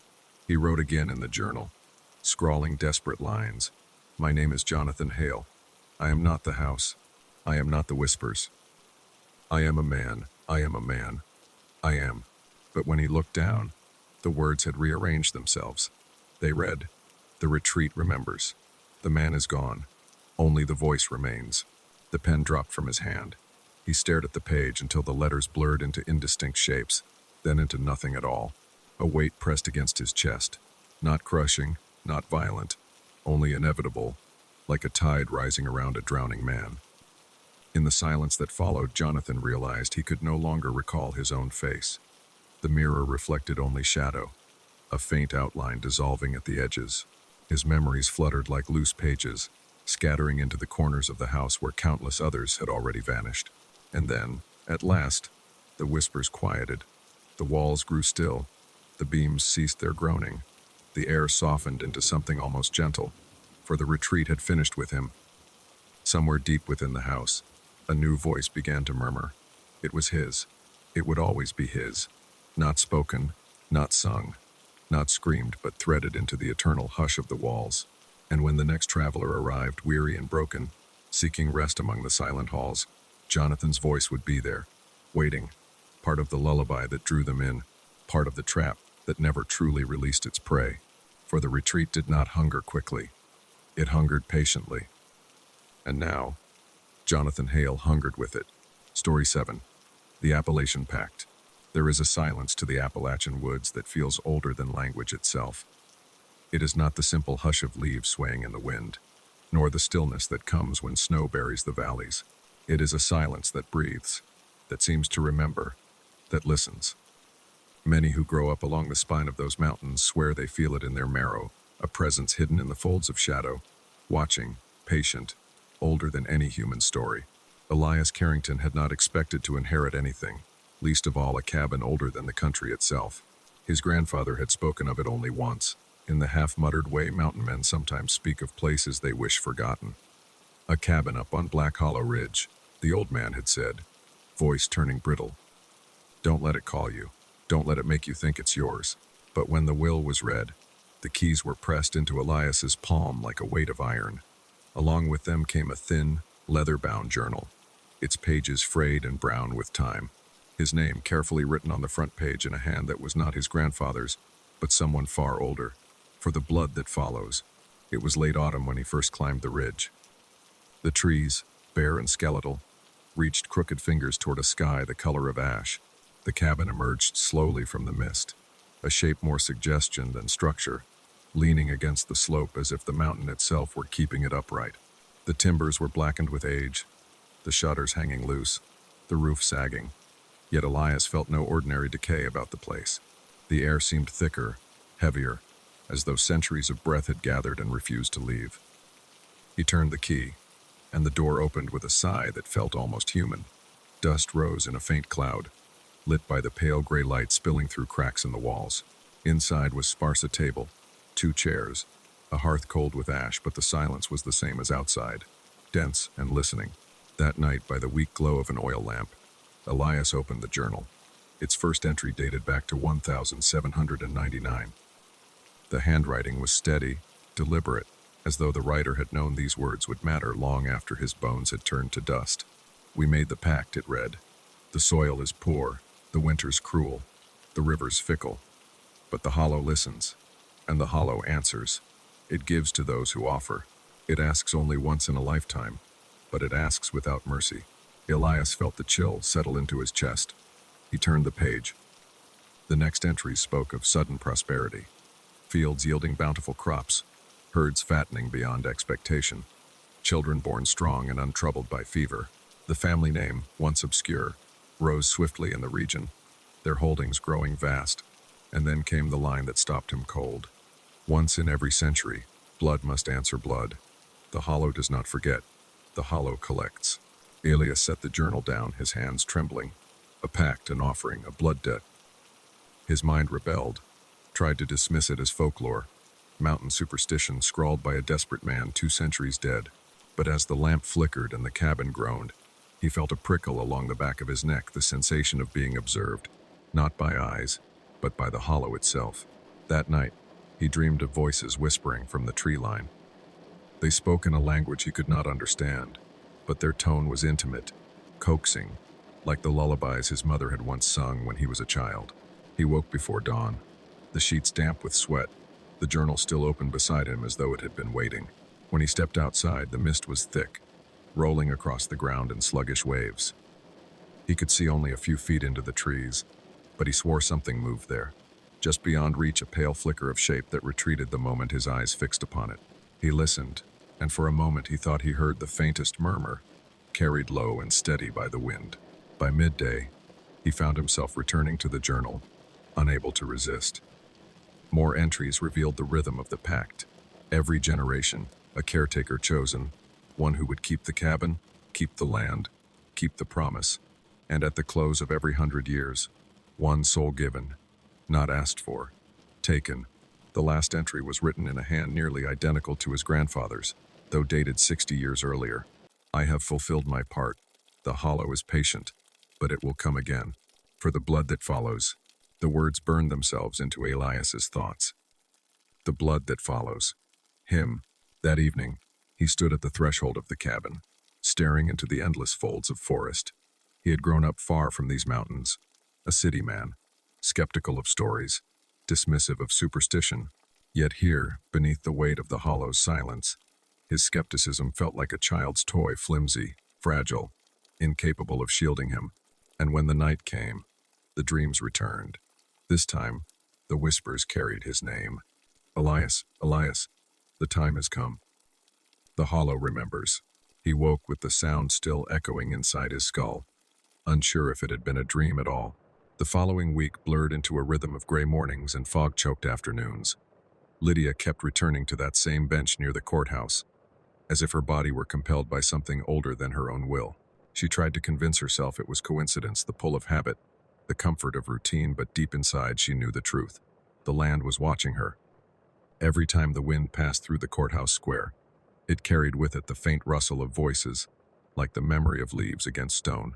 She kept her discovery quiet. To mention it aloud to anyone felt like opening a door she might never close. The people of Fair Hollow had always been polite in that distant, weather-beaten way mountain folk are, yet Lydia began to notice their conversations falter when she drew near. Farmers leaned on their trucks a little longer than necessary, their eyes following her with a weight she couldn't name. At the diner, spoons paused midair when she walked in. Even Pastor Green, who had welcomed her so warmly that first Sunday, now seemed to avoid her gaze during sermons, as though reading words meant for her alone. By Thursday, Lydia had stopped trying to sleep. She sat up in bed, listening to the hum beneath the wooden floorboards, steady and low, like a buried hive. Her lamp flickered twice, then steadied. Outside, the mountains pressed in closer than before, ridges looming like black teeth in the moonlight. It was Friday evening when the invitation came, a knock at her cabin door, soft but insistent. When she opened it, she found an elderly woman standing there, her frame wrapped in a shawl that seemed woven from mist itself. Lydia recognized her vaguely, the woman who always sat alone at the far end of the diner, sipping tea that the waitresses never brought, as if it simply appeared before her. "You've heard them," the woman said, her voice quiet, yet unshakably firm. "The hills, the pact, don't deny it." Lydia wanted to protest, to laugh it off, but her tongue felt heavy, unwilling to shape the lie. "Meet us tomorrow," the woman continued, handing her a folded slip of paper that smelled faintly of cedar smoke. "At the tree line just before dusk. Don't be late." The paper contained no words, just a hand-drawn symbol, a circle of 7 marks surrounding a hollow triangle. That night, Lydia sat at her kitchen table, tracing the lines of the symbol with her finger, until her vision blurred. She told herself not to go, not to indulge this madness. Yet by the time Saturday crept in, her body already knew what her mind refused to admit she would go. And so, as the sun bled into the horizon, Lydia found herself walking up the trail that skirted the northern ridge of the valley. The air grew cooler with each step, and the trees whispered above her like restless witnesses. When she reached the tree line, she stopped. They were already waiting. 7 figures stood in a half-circle, their faces lit only by the dying glow of dusk. Lydia recognized some of them. Pastor Green, the diner's cook, the librarian, with her pale, translucent hands. The others she did not know, but each of them carried the same look and expression, both weary and resolute, as if they bore the weight of generations in their shoulders. In the center of their circle stood the old woman in the shawl. She gestured for Lydia to join them, her eyes glimmering like embers. "You've been chosen," she said simply, "as all newcomers are. The hills decide who stays." The others nodded in silent agreement. Pastor Green stepped forward, his Bible clutched to his chest. "The pact isn't ours to break, child. It's older than our churches, older than this town. The mountains give, but they also take. And every so often they call for witness. That's you now." Lydia felt the earth beneath her feet pulse slow, deliberate, alive. Before she could speak, the old woman lifted her hands. "Tonight, you'll hear the oath, and once you hear it, there's no turning back." The circle tightened, the dusk deepened. and the forest itself seemed to lean closer. The silence that followed was heavy, not empty but saturated, as though the air itself held its breath. Lydia stood at the edge of the circle, her pulse beating in her ears, trying to decide if she should step back, turn away, run down the trail into the safety of her cabin, but her body would not move. The trees pressed close around them, tall silhouettes against the bruised sky, their branches arching overhead in a natural cathedral. Somewhere deep in the earth, that low hum returned, the same vibration she had heard beneath her floorboards. It seemed louder here, almost articulate, as if straining toward words. The old woman raised her hand, and the others bowed their heads. Pastor Green muttered something soft, not scripture, but syllables rough and old, the kind of words that feel like stones in the mouth. One by one, the circle joined in, their voices weaving together into a chant older than memory. Lydia felt it wrap around her, not unpleasant, but binding, a thread tightening around her ribs. The librarian, pale hands trembling, slightly stepped forward with a small wooden box. She opened it carefully. Inside lay a strip of parchment, yellowed with age, marked with the same circle and triangle symbol Lydia had seen the night before. "This is the oath," the old woman said, her voice carrying with ease despite the soft chant still humming from the others. "It was carved when our people first struck their bargain with the hills, a promise spoken to what moves beneath them. We keep it alive by naming it, generation after generation." Pastor Green extended the parchment toward Lydia. His eyes, once so kind and reassuring on Sundays, now seemed bottomless. "You must hear it. Once heard, it roots itself in your marrow. You can no more forget it than you can unlearn your own name." Lydia wanted to speak, to refuse, but the sound that rose from the ground swallowed her voice. It wasn't a rumble of earth shifting, but something closer to breath. The land was exhaling. She could almost feel the soil expand beneath her boots, as though something vast stirred below. The old woman began to read. The words were unlike anything Lydia had heard before, yet they sank into her skin as if she had always known them. They were not English, not any language she could place. They were closer to rhythm than speech, a cadence that carried the weight of rivers, of stone, of roots twisting in the dark. As the chant deepened, the figures in the circle pressed their palms flat against the ground. Lydia felt compelled to follow. When her hand touched the soil, it was warm, impossibly warm, as though a fire smoldered just beneath the moss and loam. A vision opened inside her, not with her eyes but with her blood. She saw the first settlers of Fair Hollow, gaunt and desperate, standing on this very ridge. She saw them kneel and whisper into the dirt, begging the mountains for survival. And she saw what answered them, not in shape, not in body, but in presence. A vast shadow in the stone, older than time, listening with infinite patience. It had not spoken, but it had demanded, an offering in exchange for protection, a pact written not in ink, but in lineage. The vision collapsed, and Lydia found herself gasping. The chant stopped. The circle looked at her expectantly, their faces calm, resigned, but watchful. "You've heard it now," Pastor Green said. "It belongs to you." Lydia stumbled backward, shaking her head. "Number, I didn't agree to anything. I didn't say the words." The librarian closed the wooden box, her pale lips tightening. "Consent is not needed. Witness is enough. You've carried it inside you now. You are marked." The old woman stepped closer. Her shawl smelled faintly of rain and earth, like the first breath of spring thaw. She placed a hand on Lydia's arm, firm as iron. "You don't need to understand," she said gently. "You only need to endure. The mountains will take what is theirs. In time. You've been bound to us, bound to them. That is the way." The others began to disperse, moving silently into the tree line as though they were dissolving back into the forest.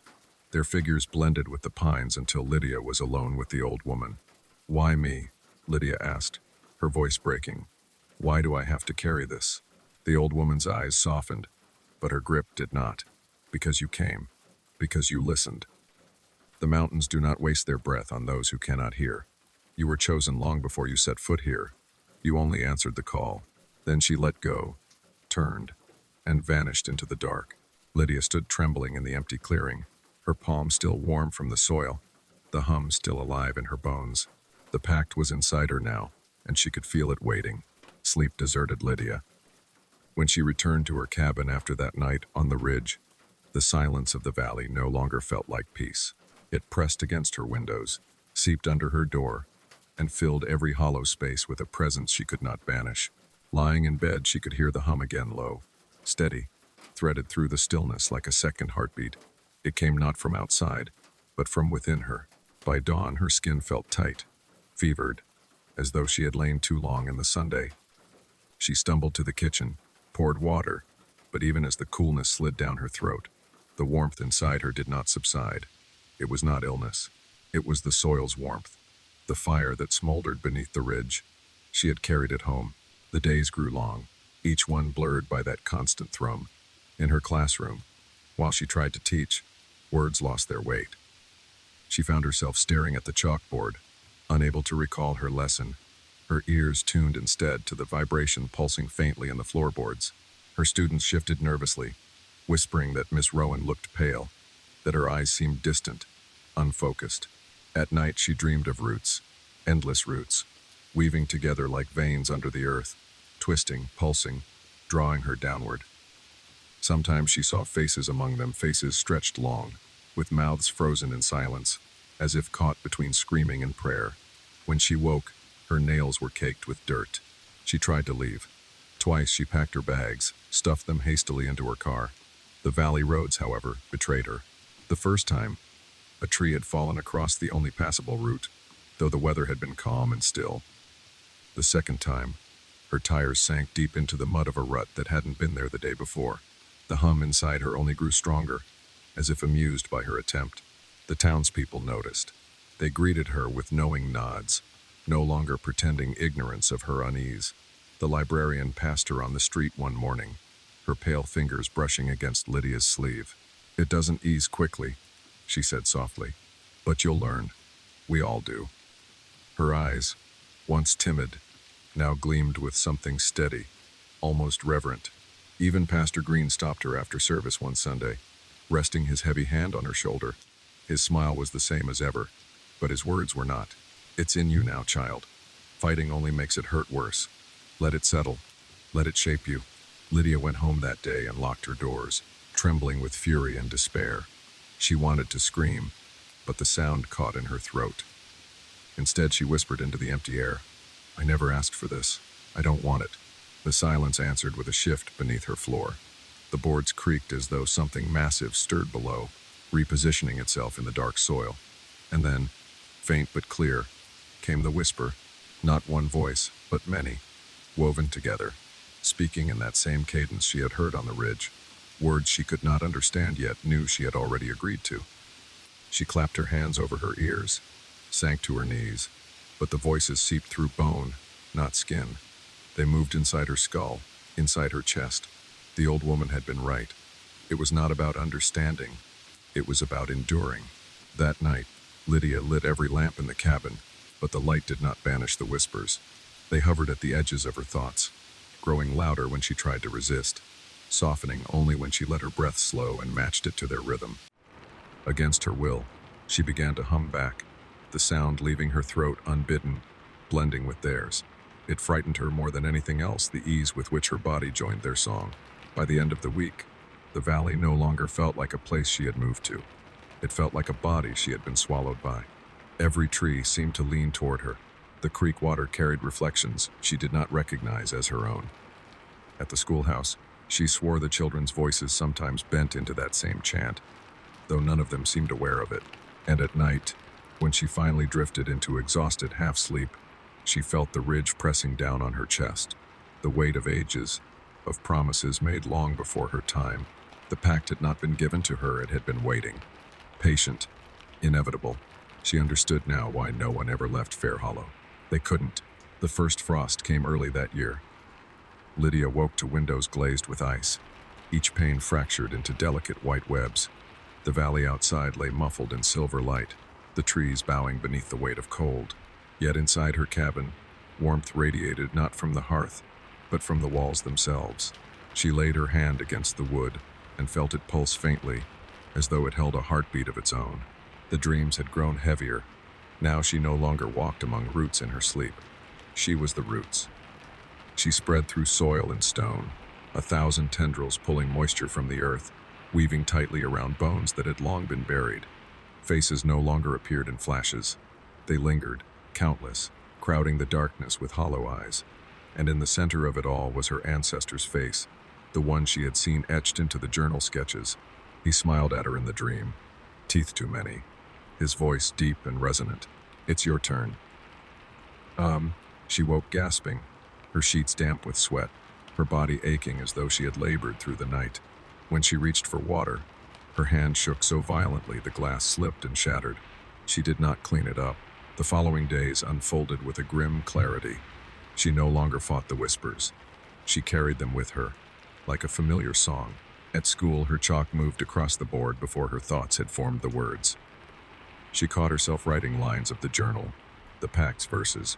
Children stared, puzzled, whispering among themselves. She erased the words quickly, her pulse hammering. In town, people greeted her with the same quiet reverence. But now there was something more in their eyes, recognition. They saw in her what she had tried to deny. She belonged to the Pact. She was not an outsider who had stumbled into their secret. She was the next chapter. The hum inside her deepened. It no longer came from the valley or the soil. It was her pulse, her breath, her marrow. She could feel the rhythm in her teeth, in the delicate skin around her eyes. Sometimes, when she looked in the mirror, she saw her reflection delay for a fraction of a second, as though the glass showed her as she was becoming, not as she was. One evening, unable to bear the tension any longer, she returned to the ridge.